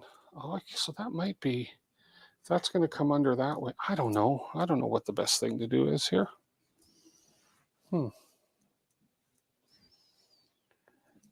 This is the entertainment portion of the build. Oh wow, that is long. Oh my goodness, that is long. Like, this is huge. Like, that is, oh,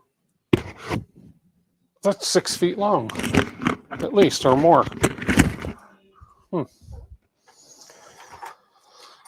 Okay. Hey, Gary T. Okay, so I don't think it matters which. Oh yeah, it does matter which end, because these ends are different. So this end is going to be the start. Okay, so I'm just going to have a quick peek here. So this end attaches to the top like this. I get it. Okay. This end's going to attach here, and this end is going to attach. Okay. So this is the beginning of the hot end right here. Okay.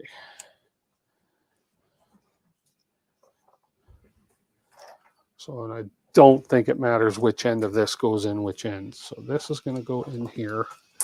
Ouch, that hurt. Oh, gravity. Okay. You guys entertained yet?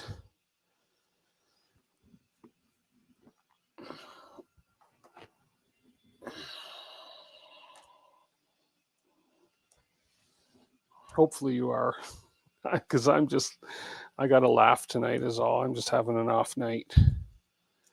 But how do I get it down out of that one? I'm going to have to pop this piece out. Oh, I see. Okay. I'm going to have to pop this end piece out and then put it back in after I get the cable run. So that can come out. There we go. Now we'll run the cable through here, like so. With about that much on the end. And we'll close these up. Oh, is there one more cable to come through, though? What's that LED one? Yes, I have one more cable to come through.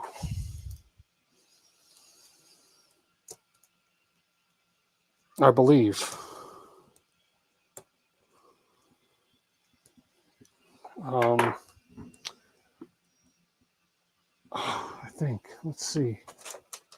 An LED cable. It's not that one. No, maybe I don't. I think. Oh, I don't know if I need that second one. No. I don't know. These are not long enough, any of these. I got to see how the LEDs plug in. Sorry, guys. This is just so very new to me. Pop them on, install the wires, then mount the chains. Yeah. I'm concerned about the LEDs. There's that one extra plug. for the LEDs. I want to see where it goes.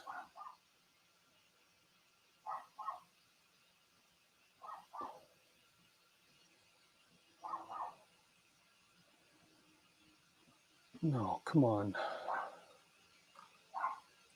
Okay, let me go back. I just want to make sure I do this before I miss a wire. I don't want to miss a wire. So I'm going to go back to the Voron build. No, not this one. I want, yeah. No. This is the one I'm looking for.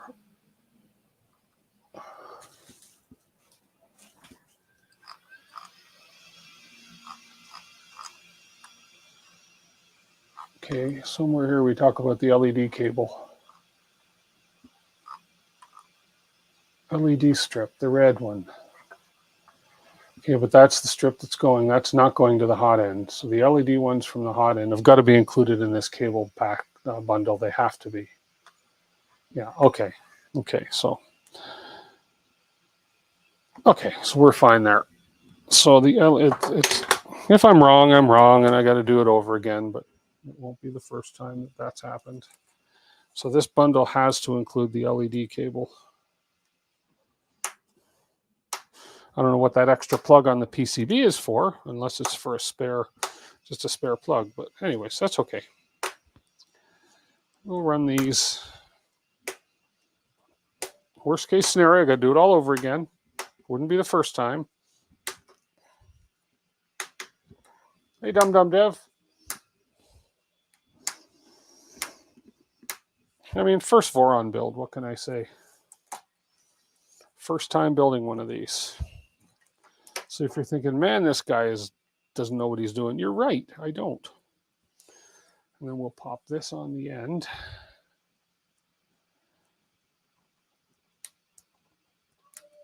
Just like so. Okay. So that's the wires going through that one. Now, let's go back to the manual.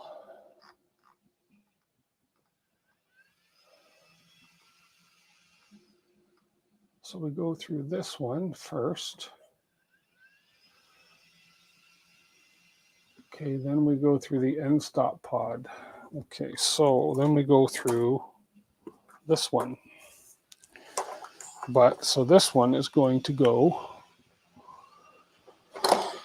I just have to make sure I get this right. So this one, that one's going from here to here. Then we have the wire bundle that's going to come up through here. This is going to go be attached up here. Kind of like this.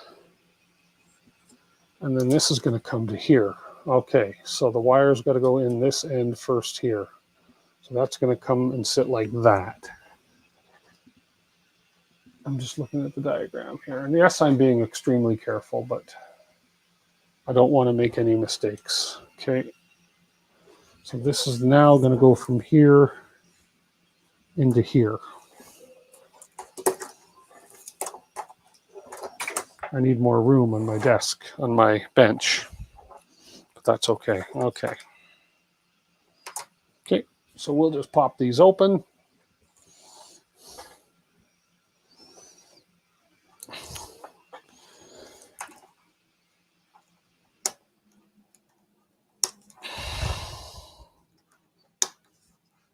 Kids start school tomorrow. Ours starts on the 1st. Next Thursday is first day of school, grade 1 for Ethan.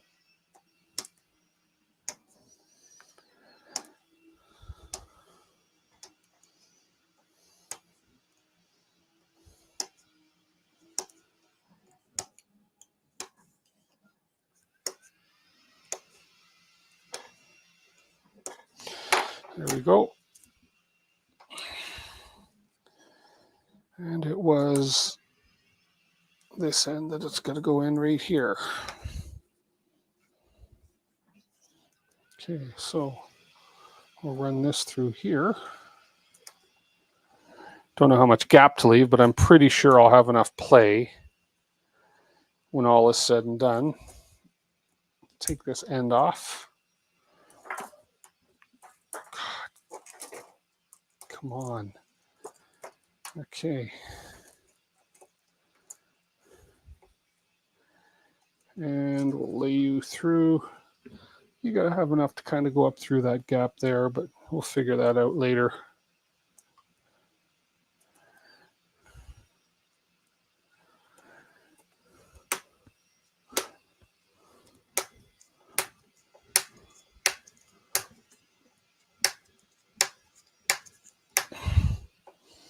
Again, this is a thing I could have done off stream, but you guys would have missed out on the entertainment aspect of it all. Okay, and then this guy can go back on. There we go. Okay, we have 2 of 3 sections done. And the last one, it's going to go from there. And I know there's a piece that's got a mount in here. I believe it is this, not this piece. That piece there. Anyways, this cable's going to go up the back here. So this one goes up the back. So it's going to go in this side here. We hope that's the right side. Let's just make sure. And we got to put more cables in this one too, the A motor and B motor cables in this one. So these, we got a lot of other wires coming up through here that go. So there's A motor, B motor, and the, what is this one again? Oh, this is the XYN stop. It's got to go through here. So that's got to go through, oh, that should have gone into this one too. Shoot. This is complicated. So A motor, B motor are going to run up through that last one. I'm probably overcomplicating this, but now this one's going to come up through that one down here, and that has to go through, this also has to go through the one that I just closed up. Okay. Yeah. Okay. So we got to pop it open again.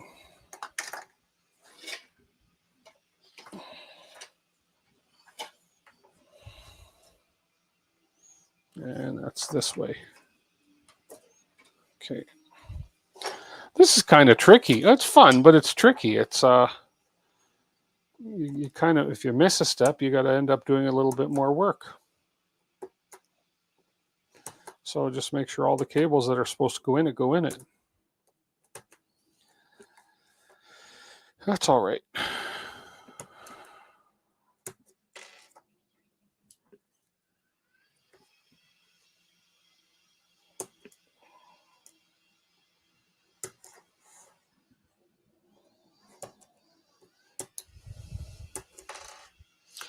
This is where I start losing watchers. Okay. That rat rig is still going. That part should be finished by the time I end the stream. Okay. So you stay in here. Okay. I got to pull this end off again.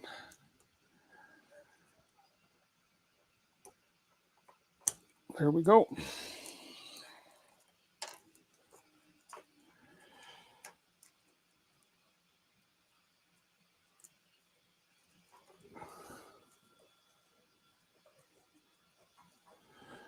Okay, you guys, and then you've got to come in here, and you are going to end up, you're plugging in down below there, so you need about that much there.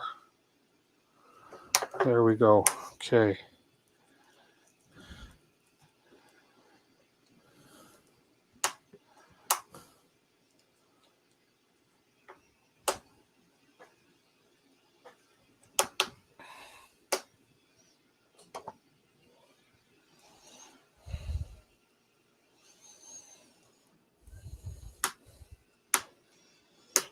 Don't think there's any more that got to go in here.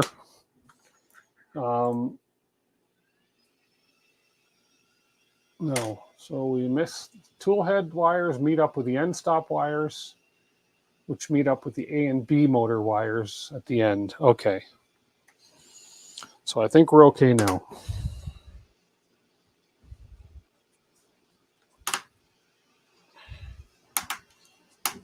Okay. And then we'll pop this guy back on the end here. Okay.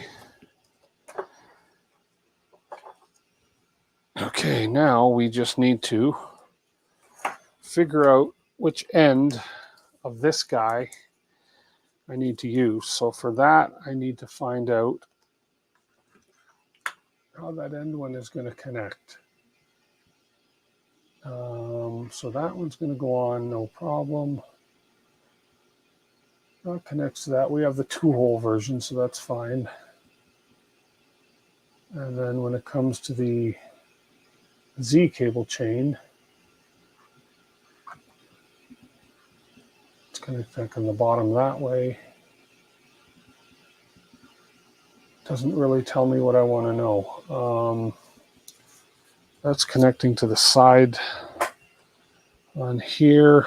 Oh, right in here, I see. Right beside this.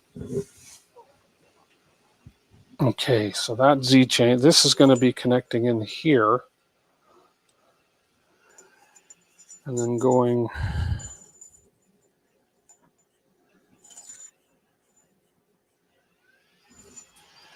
that kind of makes sense down to there. Okay, so this flat side is where they got to come in next, this flat side right here. Okay. Oh boy. Oh, nice, Jason. Oh, great. You want to print me a set too? Now I got to start printing those yet too for my 3-1. Oh, man, it's hot. I turn my fan on. I'm hot. I tend to sweat when I struggle with something. I'm struggling with this a little bit. Because once I get all these in, then I've got to go ahead and pick up the whole harness thing and get it all put in place. But hey, it's all part of the build experience. So we're just opening up this cable chain.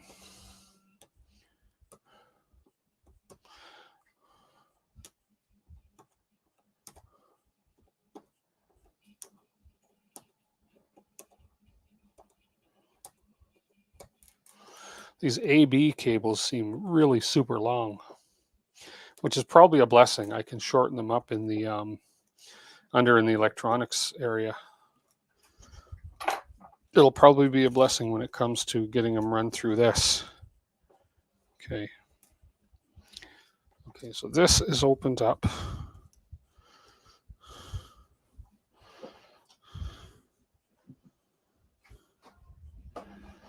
Okay, we just got to pop this end off.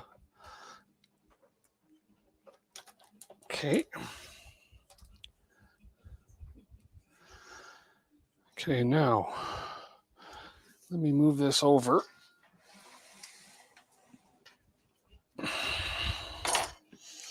So we have to, all of these have got to go through. We got to go around that corner. So there's going to be some corner. These will all slide around easy enough, I'm assuming. Okay, let's get this out of the way. Let's get this out of the way here. Or maybe if I do the overhead, you guys can see this, what I'm doing here. Yeah, let's kind of see what I'm doing here now. There we go. Okay. So let's get A and B motors. I'm going to distinguish how am I going to, let me just throw a piece of, where is, oh, right in my bottom drawer here. Just going to throw a piece of purple tape on, just so I remember, because I don't have those little label things on this, but I just want to, so I know this is my left side from the back. So if I pop these off, the motors for now, is that going to work? Yeah, I guess that's going to work. If these guys come around here, but do they both have to go through? Yeah, I guess they do. And then one's going to run along the yeah. I may not want the parts. That's true, Jason.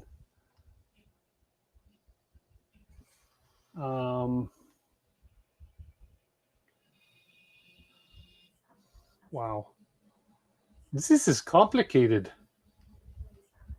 Let's see.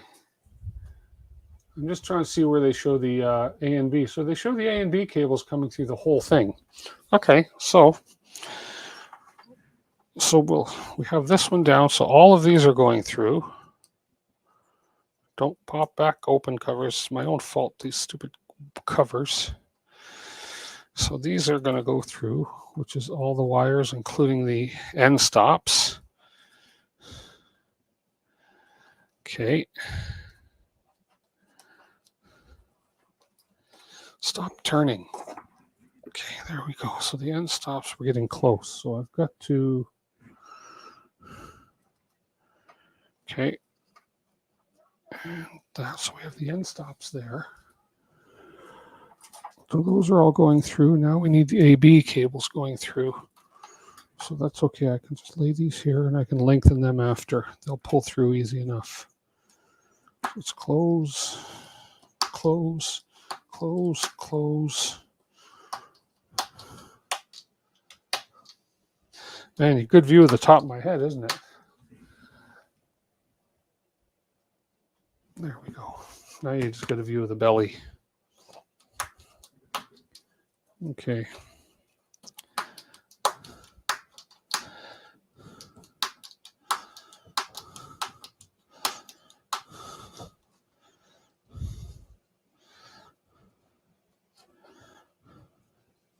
I really wasn't expecting the cable chains to be this much work, but they are what they are.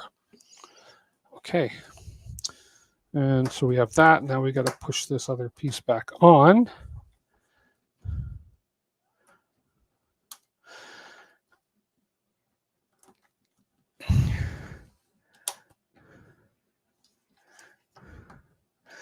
Okay, so there we have everything preloaded into the cable chain.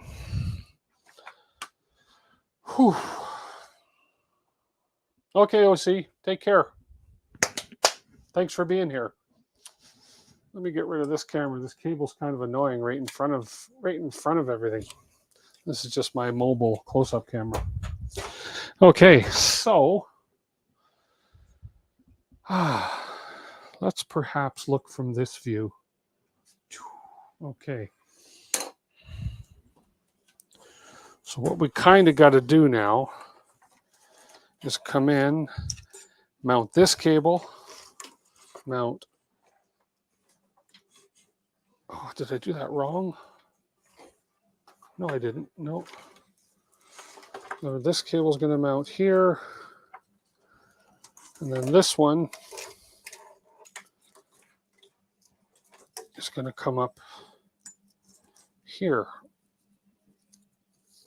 Something like this. So that's going to come up here. Oh, except it's all going to fall down. Okay. Okay, so now I just need to figure out how to do the actual, how to actually mount it. So let's get this overhead here so you'll be able to see what I'm struggling with. Let's just see. Yeah, that's going to be good. Except for my thumb covering it. Okay, so I'm just going to look at some instructions here on how exactly to mount these cables. So for the one from the hot end, M3x6, okay. M3x8s.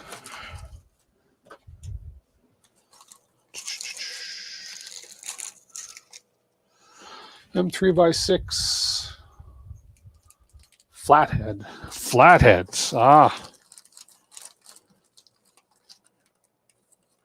M3x6 flatheads. Here we go. Okay.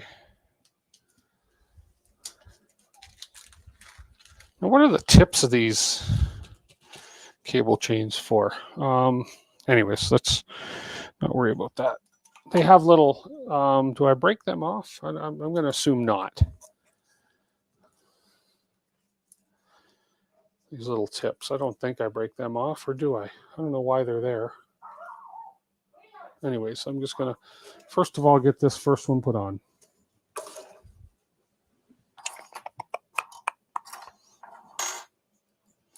Oh, and of course,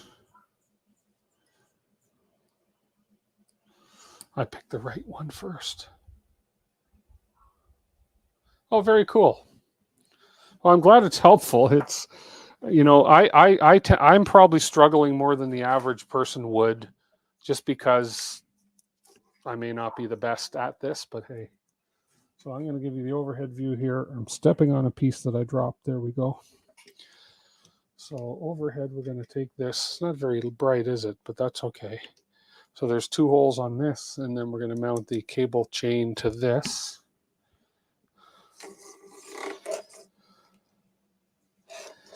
So this is going to come up like this, sort of like that. And let's get the first one in. There it is. Good. Yeah, that little plastic piece is going to have to break off because it's going to be interfering with the plug. I don't know why it's there. It's a tab of some sort. But it'll obviously have to break off. There we go. Okay, so there's the first piece. Now the second one.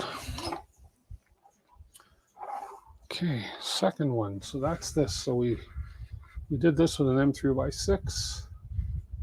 So we need an M3 T-nut.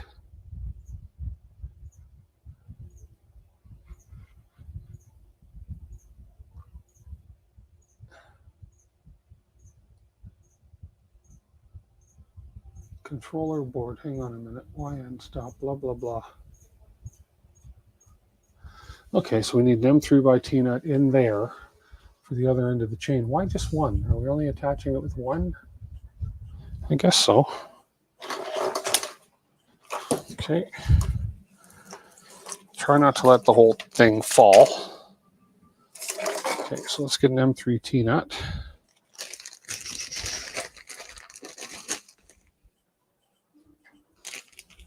First time assembling something new, yeah.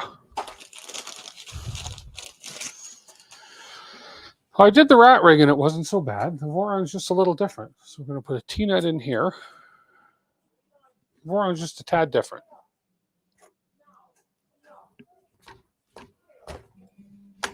There we go. So we have an M3 T-nut in there.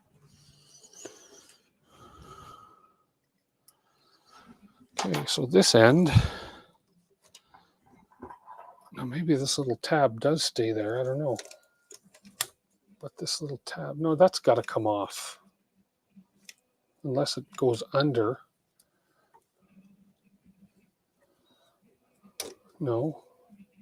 No. Well, it's broken now, so pretty sure that's fine to break that tab off. And so we're only putting one. But they're only asking for one. Oh, well. That's all they're asking for.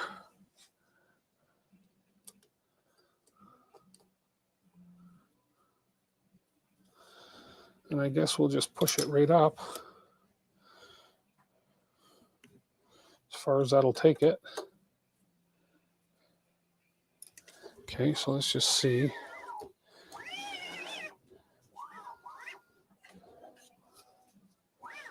We don't have quite full motion. Why is that?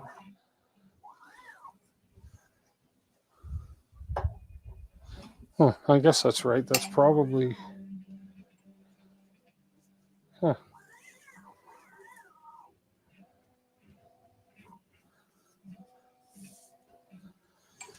Maybe that's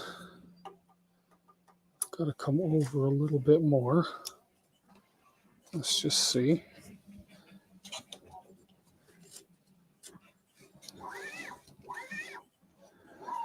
Okay, so that's probably got to come over to allow this to reach its maximum. Right to there. What's the picture show? Yeah, there's that gap there. Okay, that's fine. And then that'll still make its maximum there. There we go. Okay. Then these wires run up through here.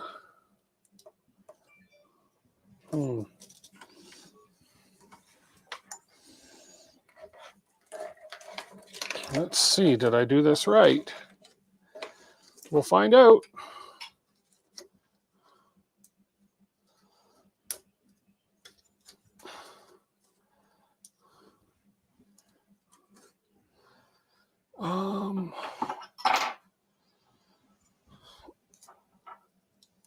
Shoot, don't lose.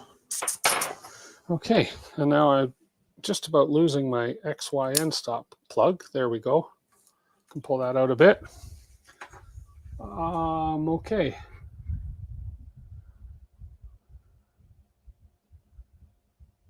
Zip tie loop. Secure the wire bundle to the strain relief using small zip ties. But where does the wire bundle go out?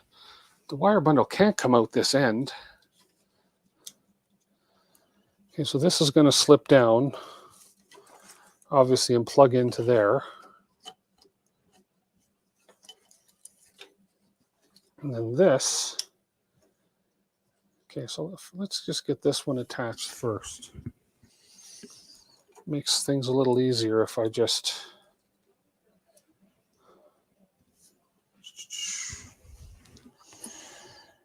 Again. It's probably an easier way. I'm waiting for Jason. I'm waiting until I'm all finished and Jason's going to say, hey, now do you want to know the easy way?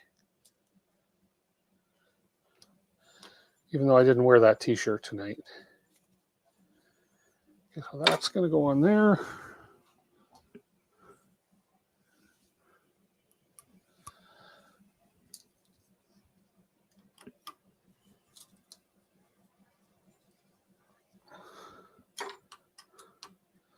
Okay, so that's there. And there's going to be a screw on the end of this one, I'm sure. But I've got to read all this. Where I'm looking at right now is this screen here. So we have a Y end stop, X end stop, controller board, blah, blah, blah. So we're going to plug into that XY end stop. Okay, that's already been wired.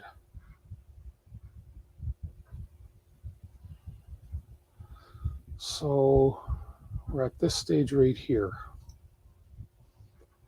Okay, and we're going to put an M3 nut down on there as well, a single M3 nut again. Maybe that little plastic tab is to measure the distance between here and where I leave it. That's probably what that's for. Okay.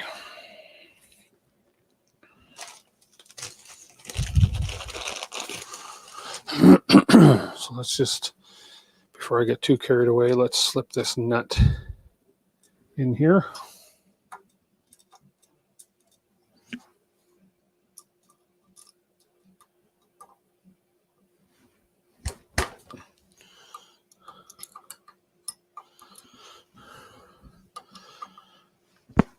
There we go. These nuts are a very odd fit, so I have to muscle them in a little bit. There we go. Got it. Okay.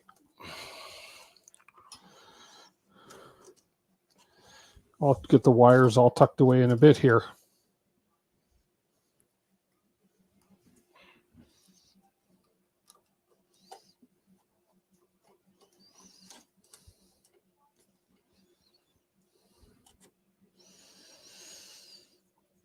Okay.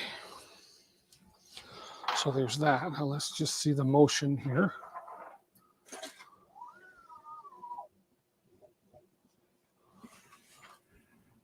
That's fine. That's the front. I'm never going to go any further than that. Or am I?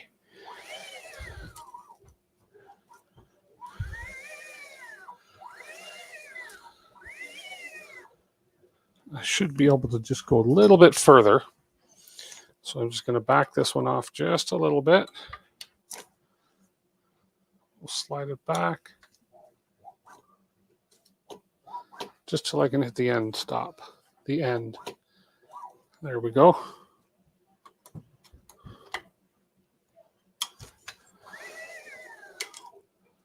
There we go. Okay.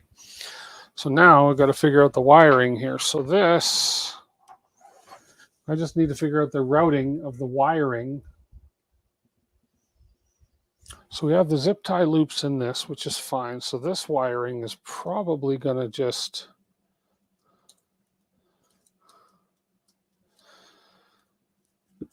first I'm going to plug the end stop plug in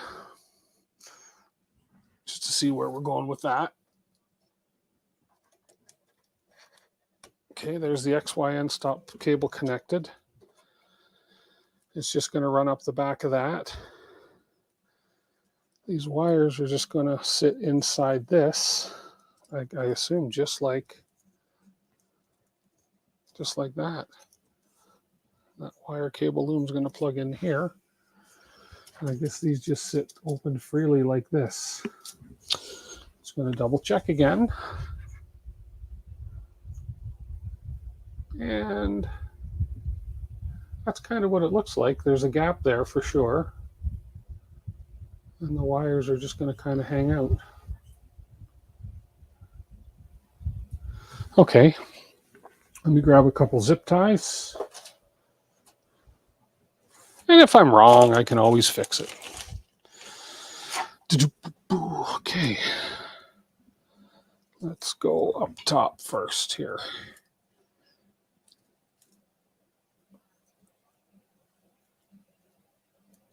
Okay.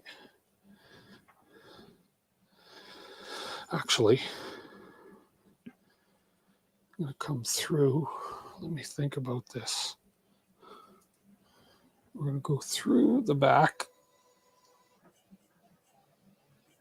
Oh, come on.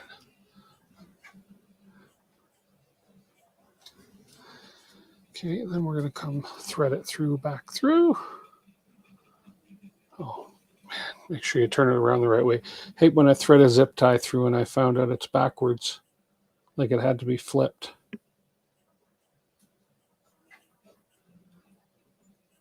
Come on. Okay, fine, you bastard. We'll go through this side first. It's like threading a needle. These tiny zip ties. Then we'll go back through here.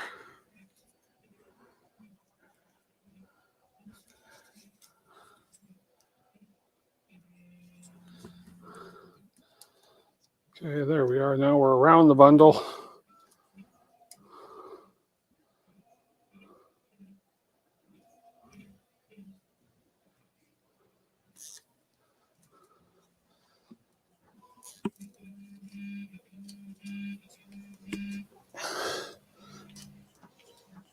Okay. Hopefully we got enough. Let me make sure I can plug this in.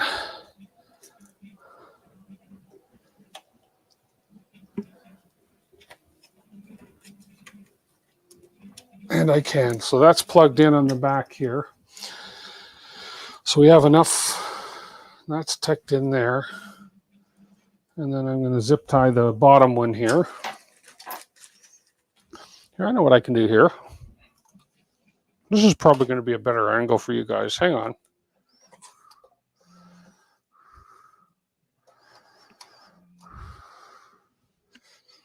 Let me see if you can.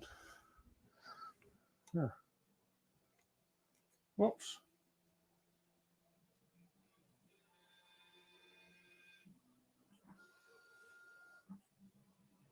There we go.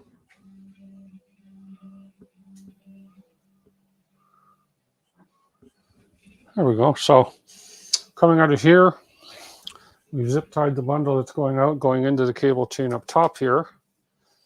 We've got the, oh, I don't want that. This one's going to zip tie in there, so it's going to get that away. And then we have the cable down going here, which is going down below to the XY end stop plug. Okay. So now I just got to get this other zip tie through.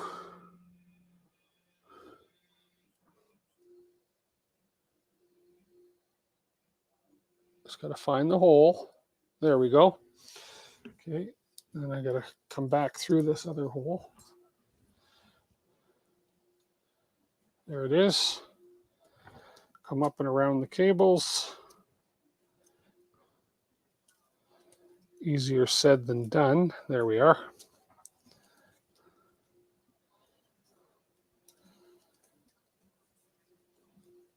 Okay. I know my hand is blocking the view.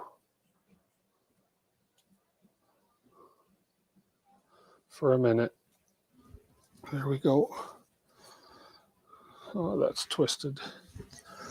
It's okay as long as it zips. And it did.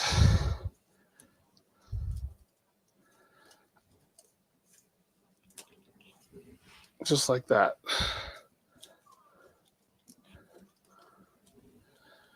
Okay. And we'll snip this off. And snip this off. That should be good.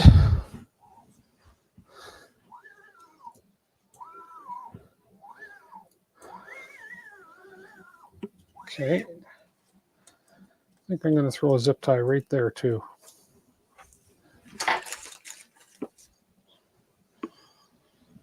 Just to keep these guys nice and bundled.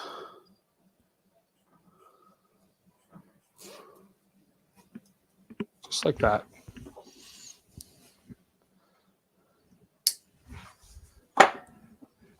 There we go.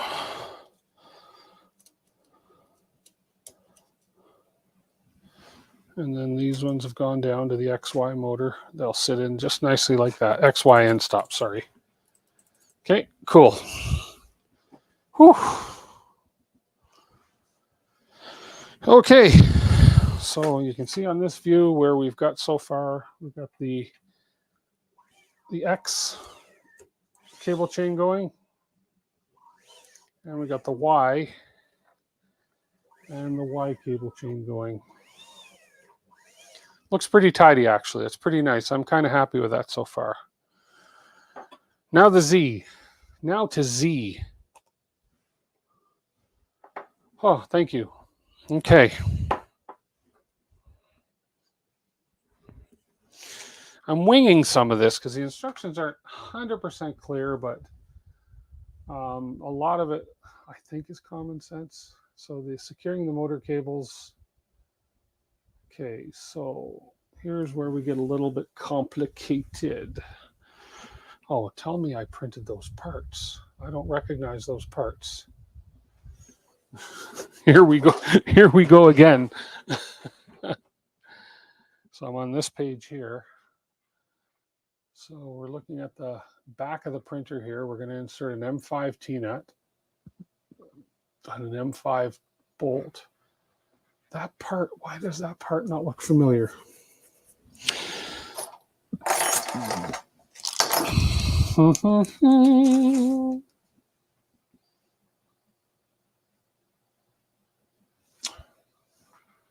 Let me just keep looking here. Those parts I did print, those little square blocks. I know for a fact I've got those. I've got this part here for sure. Okay, then we're talking about that. I've got, and I know I've got that part here. That part right there that you're looking at is, yeah, that's this part right here. So let's just see about that other. I've got to check and see. I, for some reason, do not recognize this part right here. So let me have a look and see. I got this. This was partially sponsored from LDO. This shipped directly from LDO Motors to me.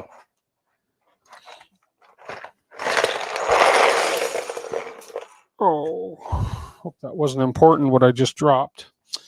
So here's those little square, these little doomer thingy parts here. Man, it's awful bright down here. Oh, that's probably this light right over my head here. But yeah. Okay, so I've got those parts. There's that other part that they were showing, which is fine. But that other one, man, let's just see. There's another one of those. I printed a lot. If it was a tiny, tiny part that took like a gram or two of filament, I printed many, many extras. Because I have a tendency, not that anybody on here will ever tell you otherwise, but I have a tendency to drop parts and lose them. So,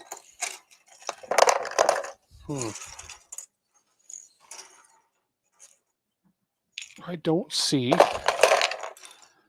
Huh. Well, I have a spare one. For some reason, I printed two of these. See, like I print spares. Let's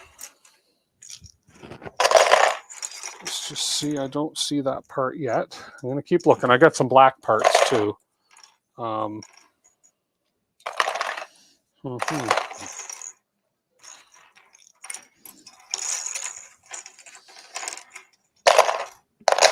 And it wouldn't take long to print that part either, so I'm not stressing about that. We got another hour.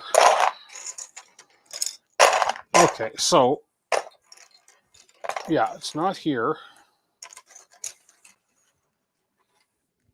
It's not in there. Let me just quickly check my black parts.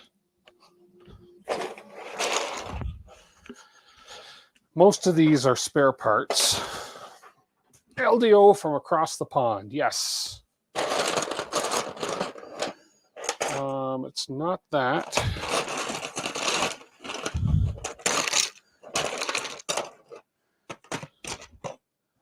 There it is right there. I did print it. That's the part right there. Good. I can stop my search. Okay. Yay. Cool. Okay. So we can get this back over here. And we can bring this camera down and give you guys a view here.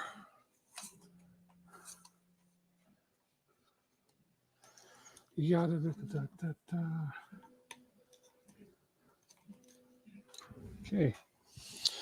So let's use this one. Oh, look at that. Almost spot on where I wanted it to be. Right there. Okay. So they're telling me to insert an M5 T-nut. This is the 2.4 300 millimeter.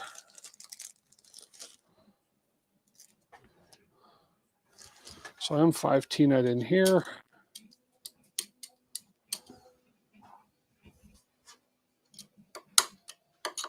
There we go.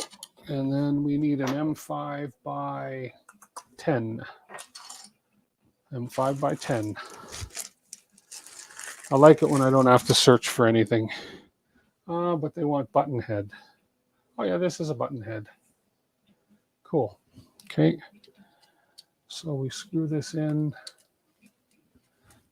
like so. And then we grab our hex key. And this guy goes on like that. Okay, and then I guess we don't tighten it because we're not 100% sure of the position yet. Okay, so we'll just leave it so that we can, just enough so I can move it if need be, I think, although it shows it sort of right above that hole. But am I to the right or the left? Kind of in the middle. Doesn't matter. Let's just leave it right here and see. If I have to move it, I have to move it.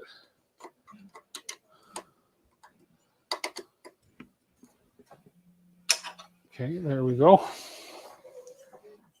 Okay. Here, let me bring you around.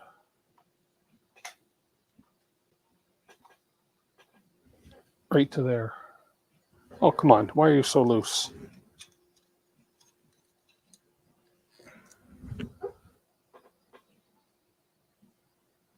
Okay. Okay. So now we've got this piece done right here. We've got the nut in there, or the bolt in there.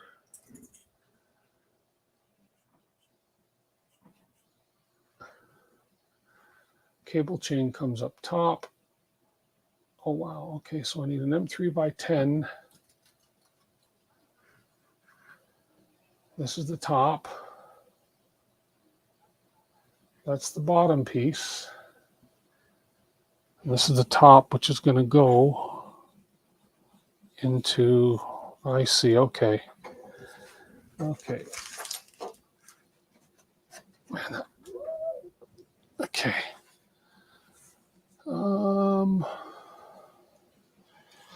Trying to get you guys a view of this. There we go. Okay. Trying to get you guys a view of what I'm looking at here. So just give me 1 second here. Okay, it's always good if you can see what I'm doing rather than me just talk. So on the back, we are zooming in right to there.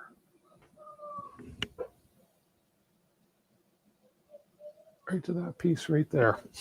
So this is where the cable chain is going to connect right here. So let's get this mess kind of figured out.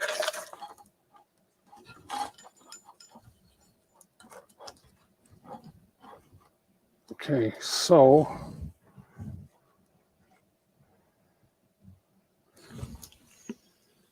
I believe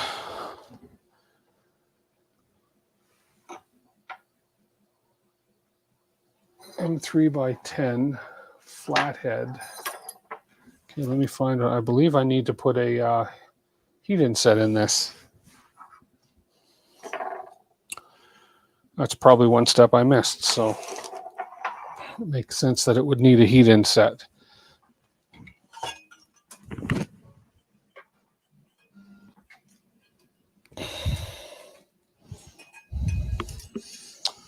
So we'll just quickly put a heat inset in there. I'll do it in a couple of them because I'm sure I need more than one on this. I think I need one on the top, one on the bottom. Okay. And I have my heat insets right here. 15 people. We're dropping like flies. It's okay. That's all right. It's not the most exciting portion of the build. The exciting portion is when I get the firmware in, playing with the firmware, and when I start printing. I am going to prepare 4 of these, even though I only need 2, because I do have a tendency to drop and lose pieces.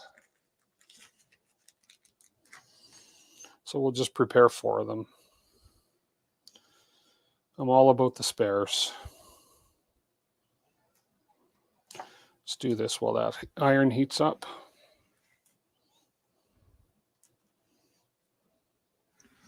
Okay, so we'll go ahead and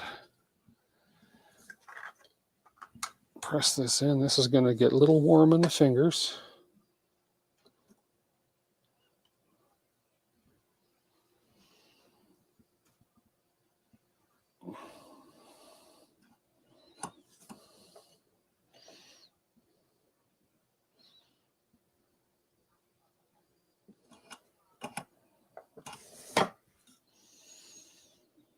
There's one.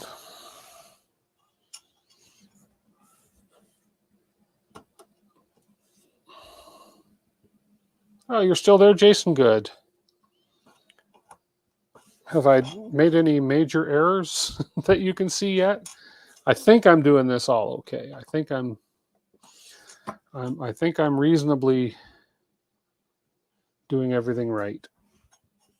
Okay, third one. These are just 2 spares now because if I drop one, it tends never to be found until I vacuum. Then there's a whole thing about going into your vacuum and pulling out all the duds. This one's just going to go a little bit deeper. There we go. Okay. Let me put this one a bit deeper. This was when the iron was heating up. There we go. Okay. So we'll shut that off and unplug this. Get this out of the way. You'll tell me about them later. Yes, you will. The famous quote, now do you want to know the easy way? Ha ha ha ha. That was a rat rig inside joke. Okay. Okay, so now, how can I do this and give you guys a view and give me a view? Let's just see if I can do this. Come on, move that light out of the way. Move this camera over.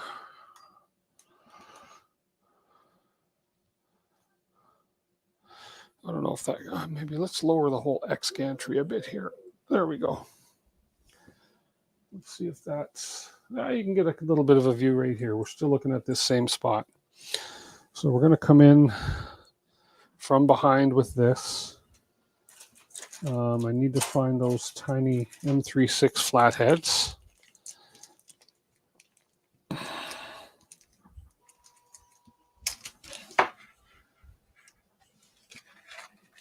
Okay. We're going to need 2. Okay. This is the tricky part. Well, not tricky, but okay. So we're going to basically come in from behind with one of these pieces I just put the threads on. And it's going to fall over. And I'm going to have to get it out of there now.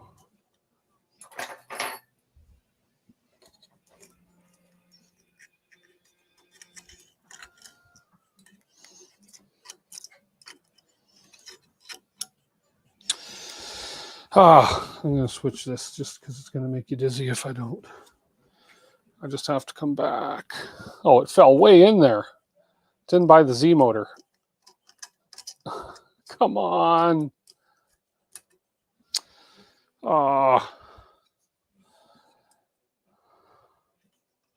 There we go. Got it. It's like a little, like Operation. You guys remember the game Operation? I'm going to come from, I'm just going to come from this angle. I can't show you that other camera, sorry, because this is kind of tricky to get in. So now I need this. I need this hex key. No, I need this hex key. Where's the hex key I need?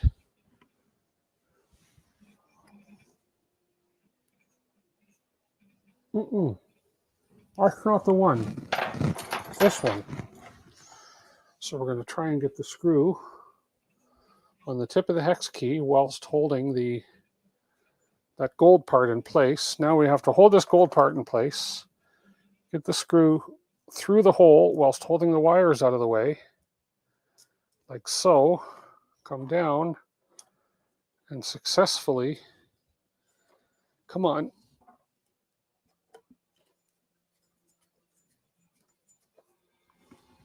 come on, find it.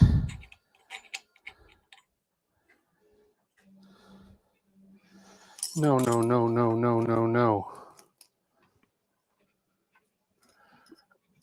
Oh, I got the wrong end. You're kidding me. You are kidding me. Okay. That's okay.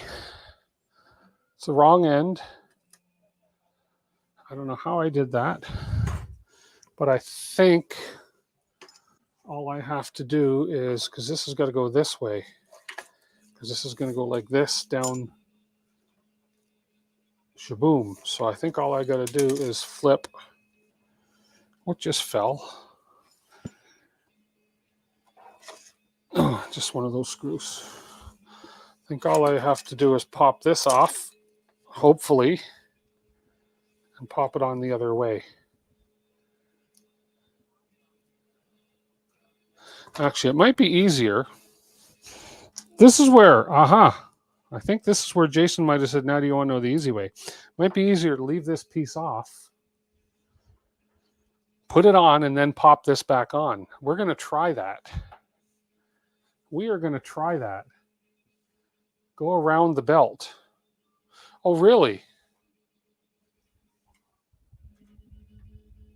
Oh. Around the belt, like as in with the wiring? Huh?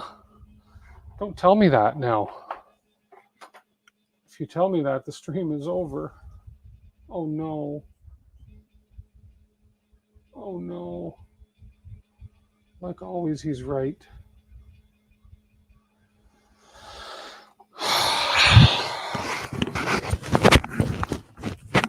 Okay.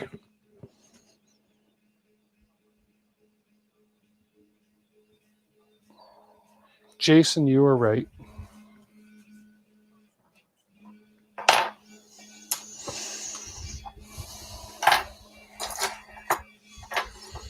Outer Z belt is stationary, yeah. Okay, so it's not a big deal. I just have to take all these wires out of this one in order to route them around the belt and then put them back in this. Not a big deal. Okay. I'm not panicking. It won't be too hard to do. Okay. Well, let's sit down, relax, and here we can enjoy the show together. Around the belt. I would have found that out, I'm sure, in the step when I have to here, I'll zoom out here. I'm glad I have a zoom camera here. There we go. So we just have to pop this open and repopulate this one. Because those cables, as Jason said, the cables have to come outside around the belt like this, and I've got them all coming inside. So, and I'm glad he mentioned that now. Thank you, Jason. Because had I continued going and mounted that, and then when I got to the belt routing, or the routing, it would have... Now, why didn't they tell me that until... Why did they wait till after... Okay, and just be bitching. So here's where it tells you to mount that up here. It never really talks about cable routing up here. They tell you to do this, and then they tell you down here where to route your cables. Little buggers. Anyways, but there we go. Now we know.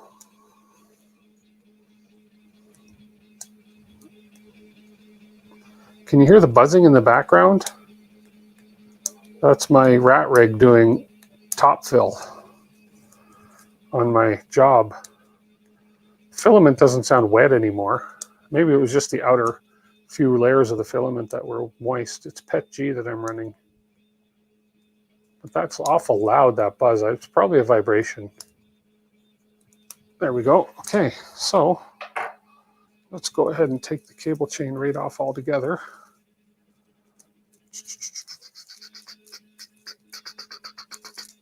There we go. Okay.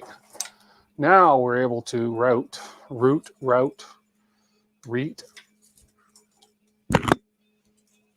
Oh, except I have to unplug. Shoot. Oh, man. I gotta undo this one as well because of the Z, the XY. I wonder if it's easier just to unplug them from... It'll be easier to unplug the XY from the bottom. Yeah, okay. I don't want to have to take that other one apart. That's okay. We'll get it. We'll get her done. We'll get her done.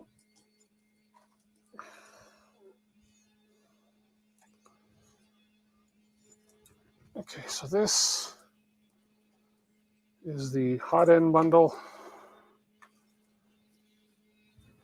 So the hot end bundle we can bring in behind the belt. Okay, that's easy enough to do.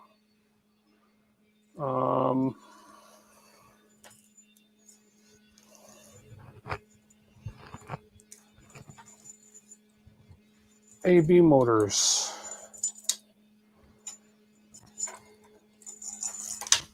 There we go. And then what we have left here is the XY end stops. Okay, AB motors are going to come up. I guess these are, no. No, the AB motors are going to come up straight through here, out the end here, and into the A and into the B. They don't have to go around the belt. AB motors are okay.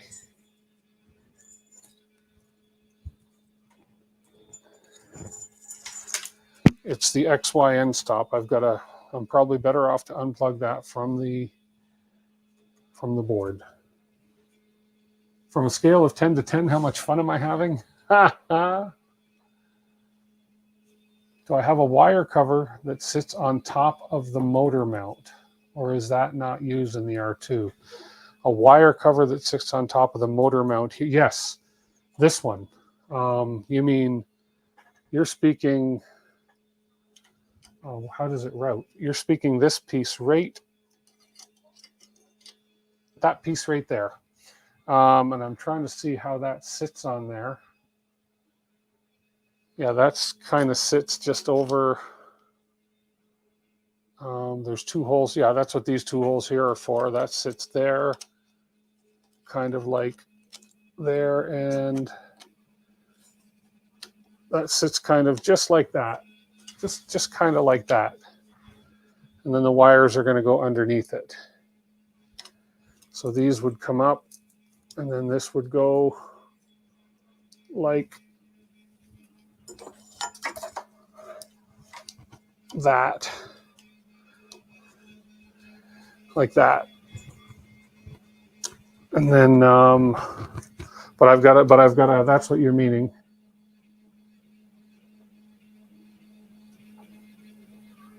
That piece used to snap even before looking at it, before they beefed up the vertical. Yeah, it's a nice strong piece now. But I definitely have to, so that's the way that's going to go, to cover those wires up nicely there. And thank you again for letting me know behind the belt. And then, but I've got to get this XY one, and rather than take this cable chain apart right here, because I have to unplug it here, I'm just going to pop it off the board and run it back through and then down through to the board. So let me take you down, because I'm going to strawberry fields. Okay, you young folks won't know what I just sang. Okay, let me lift this up without breaking myself or the printer. Okay, that was me, and let me find my XY. Oh, it's right here. It's right there on the breakout board, so that's okay. Why is it on that board?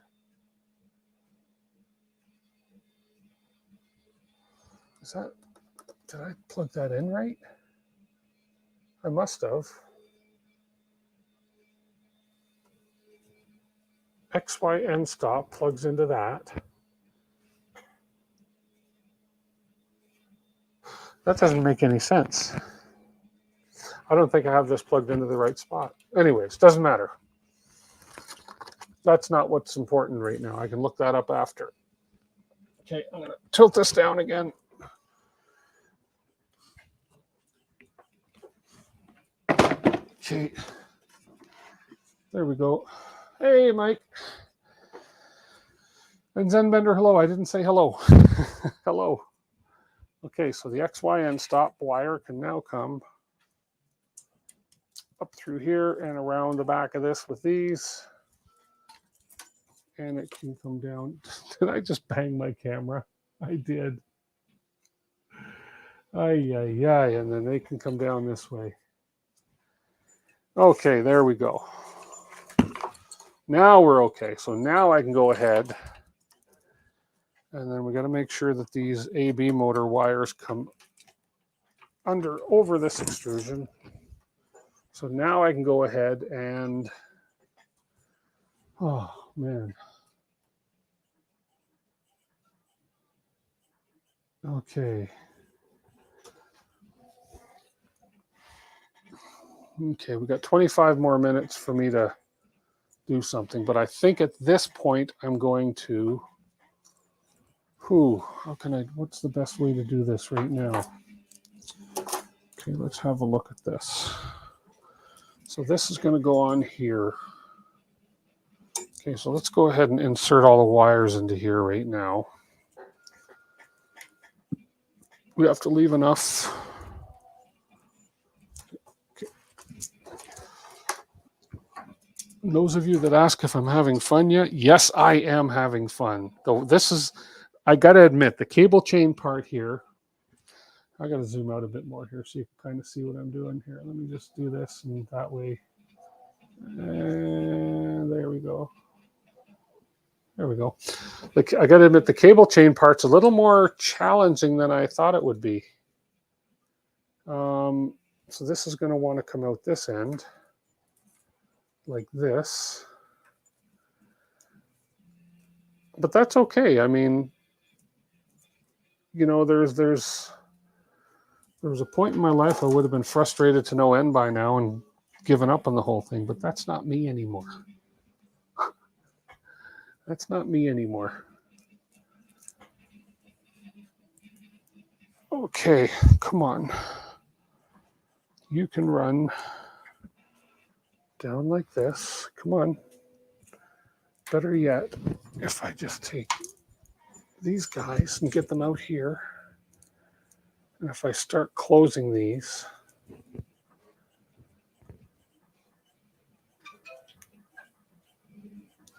do they ignore the dislikes if done right anyway? Yeah. I don't know. I don't care about dislikes. I really don't.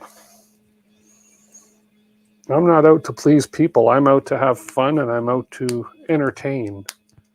And if I happen to educate at the same time, then woohoo for me. Okay, get these down. Dislikes are good for the algorithm just as much as likes are. Come on, come on.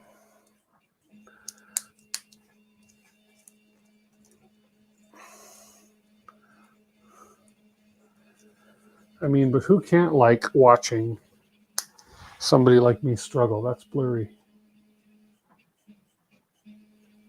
And you can see this, and then you can see in the screen behind it. You can see what you're watching in the screen behind it as well.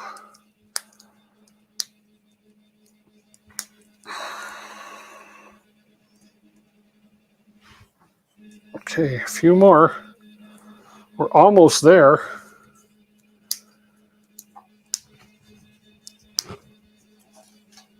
Just got to get these X belts. There we are. These AB belts, AB wires into the chain link.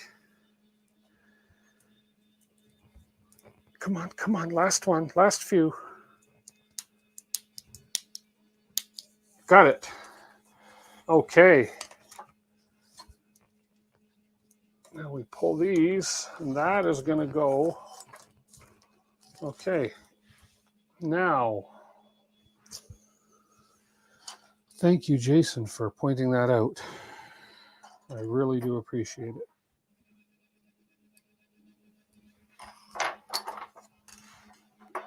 Okay, now we're going to go up and attempt this again. Try not to get in your way here. See if I can give you a view from, come on, there we go, get you a view from over here. And there we go. Hey, Voron noob.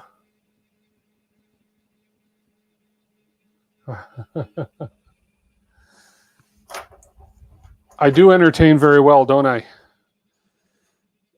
All the Voron people out there are like, I'm sure, very amused by my build. Not that there's many watching it. Oh, come on.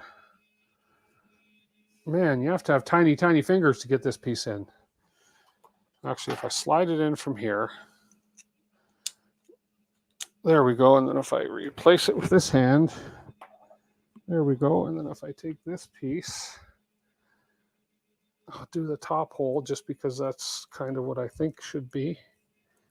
Then if I put it through this, and if I can actually find the hole,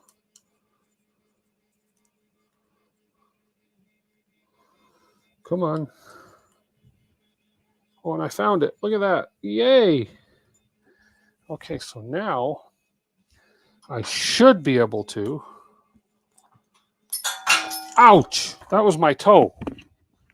See, there's the entertainment part. These freaking things roll off the bench and hit my toes. Okay, so now bringing all this over, this should ideally come under there. This should snap in. Let's hope I can snap this in. Come on.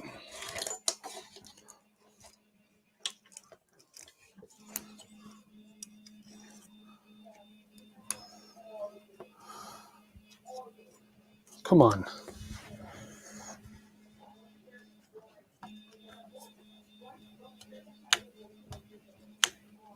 Come on.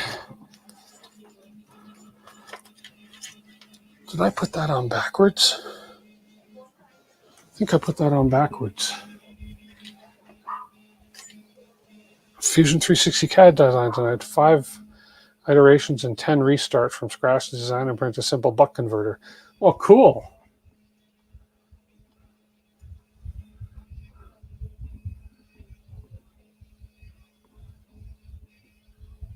I think I got this piece on backwards because that's going to have to come up to the top. Yeah, okay, I think this is upside down.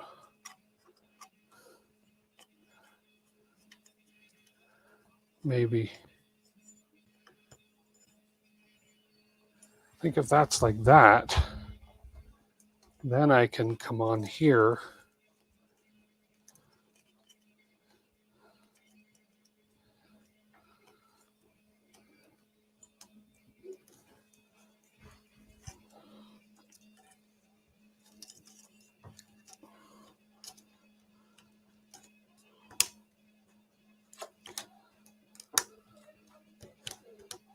There, like that. There, I think that was backwards. Because then now these wires can come up from here. Okay, so these XYs, these are just going to come and go to the motors. That's going to go to that motor. That's going to go to that motor somehow. Okay, so these guys I can ignore for now. I can put these through. The chain should mount vertically. Yes, like this. Oops, like this. Right? Yeah. Should mount just like that. And I got the bottom one on wrong too, so I got to turn it around. But that's how the chain's going to mount, just like that. Yay. Oh, you said yay. Good. Okay, so now I think I'm going to put this wire guide on. And that uses M3x12s. Okay. M3x10s.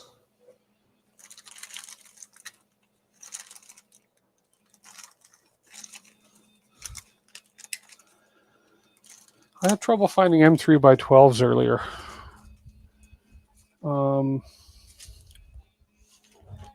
That's because they're right here hidden. Haha.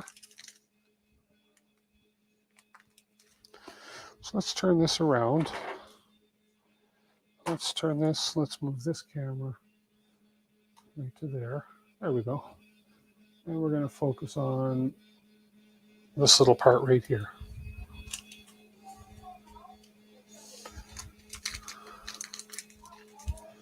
You made some ABS clips to hide the motor wire. Okay, yeah, because the motor wire's got to run across. The one motor wire's got to run across, right? Yeah. Okay, so let's get these wires around here, under this,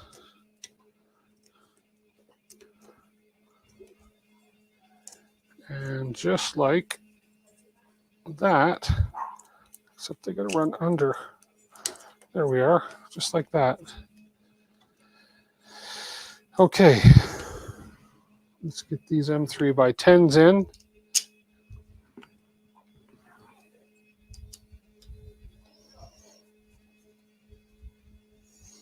Okay.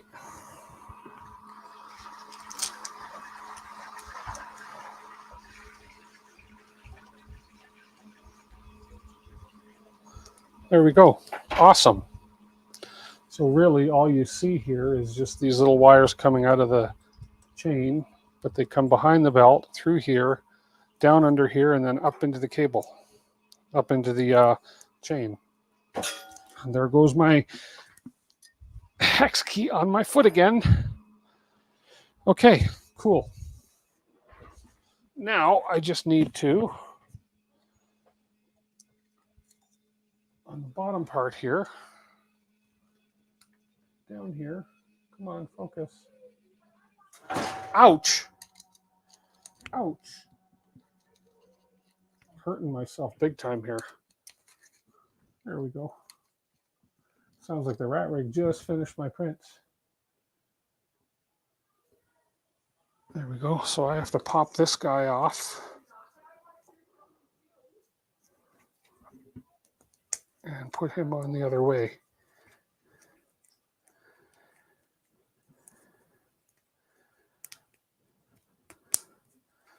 Or, like I did on the top one, let's put him on here first. And then we will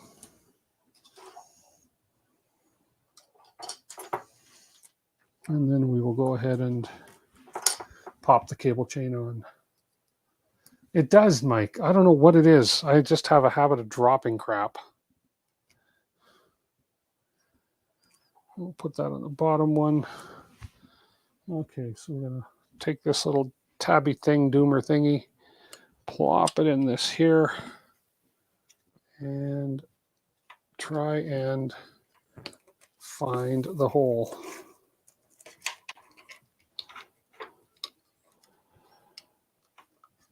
Okay, well, I know right away I'm going to need my Wera keys because that's on a bit of an angle.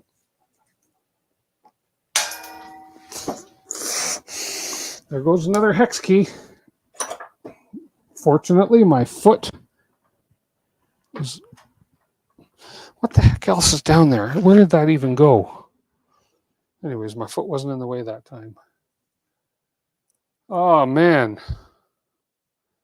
Okay. See, you get, if nothing else, you get entertainment from this channel. I swear, every time. Okay, here we go. We got the hex key now. The Wera, because it's the angle. Let's go in the hole. And let's see if I can grip the threads. Here we go. Look at that.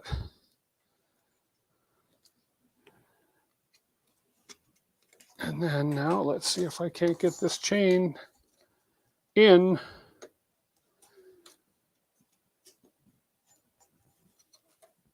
Come on, come on. Bite. Bite, you bugger. There we go. In. Whew. We are in. The Z-axis is super crooked, but apparently it corrects itself, from what I understand.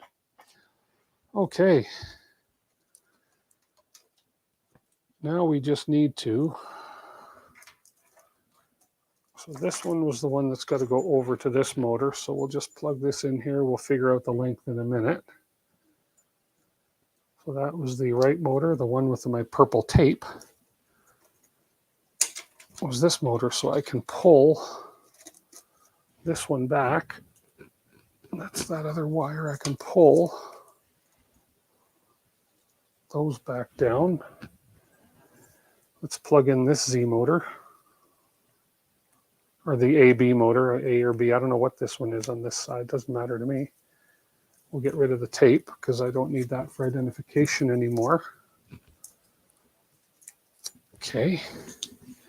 Let's pull this one down so we can pull the slack out of that one. We'll have to worry about that after, and then we can pull the slack out of this one. That can kind of sit, I think, just sort of sit there, I suppose. Anyways, there we go. Okay, whoa. That was a task and a half, I'm telling you. So I think we did okay here. We've got, so what we accomplished tonight, because yeah, I'm kind of done. We got the hot end done. Hot end is on. We got the cable chains on. Hopefully, we got good movement on the cable chains. Let's just see. The Z1 is, that's very rarely going to go back that far. And then we got the X done. And it's good. The only complication we ran into tonight was the probe mount, the dock for the probe mount. We discovered that this is too short.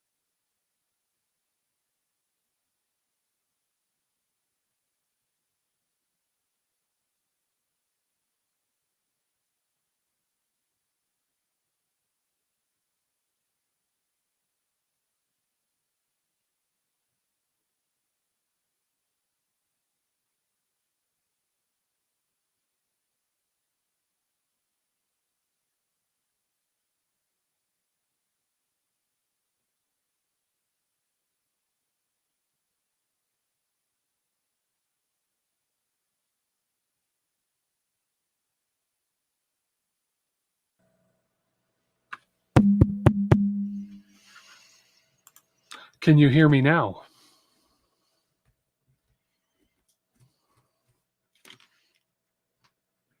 Yeah. Can you hear me now, everybody? Just double check. 1, 2, 3. You should be able to hear me now. Good. Yeah, this died. I forgot to charge this before the stream, and it died. It usually lasts 3 to 4 hours. So I've gone with the old backup, the Shure SMB58. Very, very reliable microphone. So I'll have to charge. Actually, matter of fact, so I don't forget, we're going to charge that up right now. So we'll charge that up so it's ready. That usually goes 3 or 4 hours, but I streamed with it last week on Saturday on Jerry's stream, and I forgot to charge it. So after what we said was after is so the probe mount is too short. So I'm going to do the adjustable probe mount. It was the only other issue we had. And yeah, I don't know if I don't think I said much after that, other than where the heck did that wrench go? Oh, wow. Way over here. So I dropped a wrench and a flashlight. So everything else went okay, though. I think, so basically we got to figure out get all this wiring down and hooked up and connected. I have a feeling I had the X, Y end stops plugged into the wrong spot because they were plugged into the PCB under here, the little one that comes from the hot end. And I think this has got to go right in the main board somewhere. I don't know why I put that in there. I'm sure it said that, but I'll figure that out. I'll get the instructions out, figure all that out. And we got some excess AB motor wire to deal with here. Oh, I was talking about the printing of the carbon fiber PLA parts here, is that I printed all the skirts in carbon fiber PLA and I'd run out. So there's one, I'm short one piece here, so I have to order some more for that. And I had also printed this in carbon fiber PLA, so I want to, because it's extremely strong, and I want to print, so I got to get more to print the adjustable mount.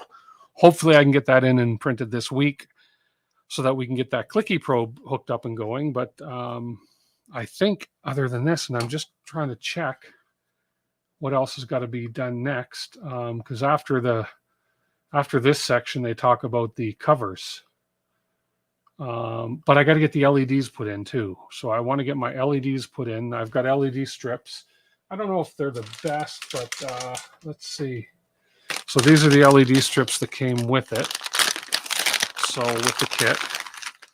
So I have, oh, and I've got my Z end stop to put in yet too. I got a Z end stop probe to go in.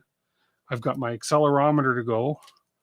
What else do I have in here? This is my filter fan, which I don't know if I'm going to need. I do have the kit. And then I have, of course, my LED strip.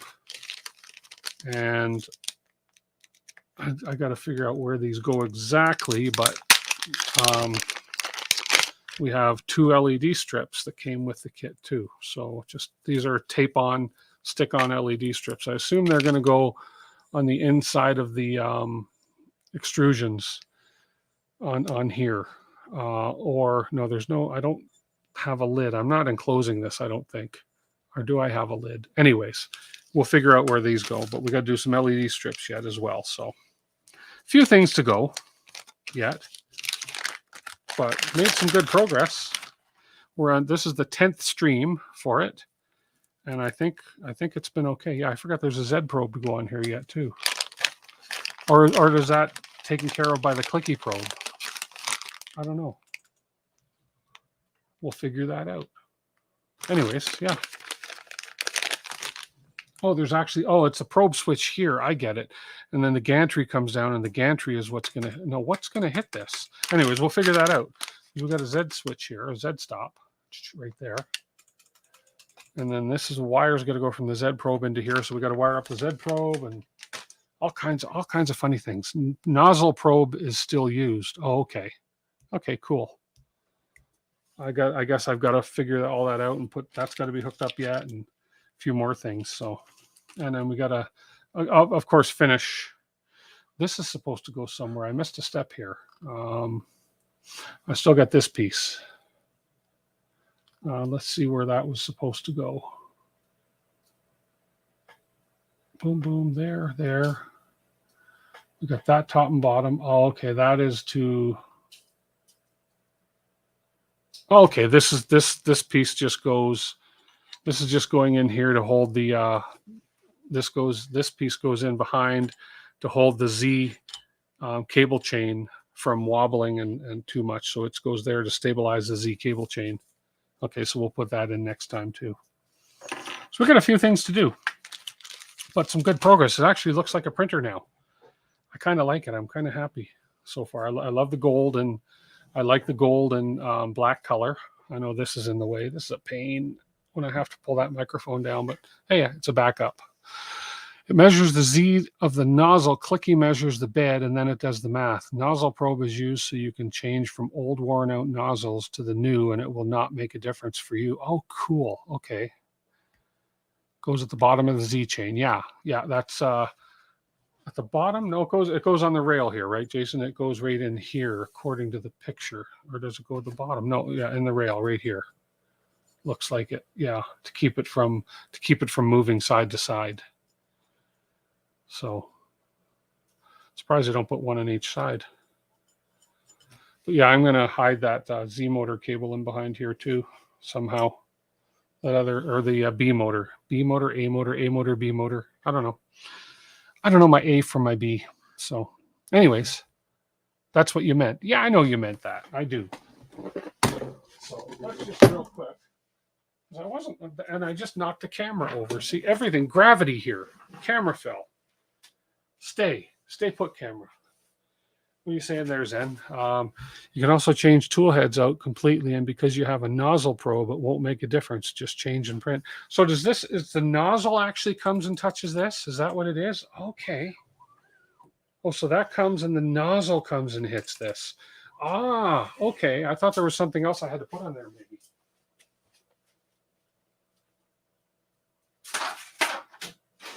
Oh, these are ugly. Oh my gosh, these are ugly. And I even have a... These just came off the rat rig, and little bit of a layer shift. I use this filament's been sitting around forever, and look at the stringing.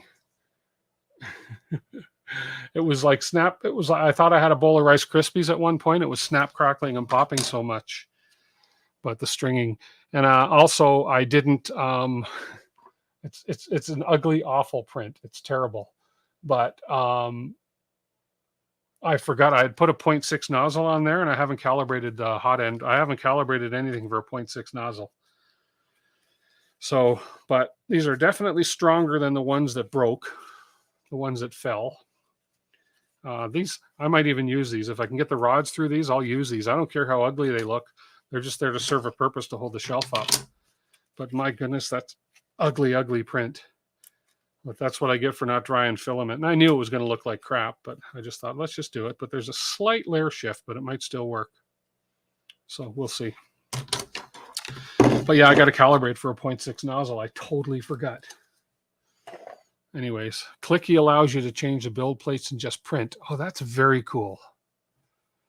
Okay. As long as they're functional exactly, who cares? I don't care about the looks. They're just holding filament rack up. So if it's as long as with a little layer shift, if my pipes will fit through here, I can even ream them out a bit. They are strong. They're much stronger than the ones that are breaking on me. So that's good.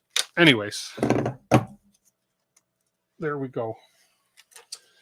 So that's it. That's all. Thank you, everybody, for hanging out. I appreciate all of the, and I love that, Zen, when you say Clicky allows to change build plates and just print. I like that. Can't do that on many printers without having to adjust your Z offset, et cetera, et cetera. So it's pretty cool. Anyways, we are going to call it quits.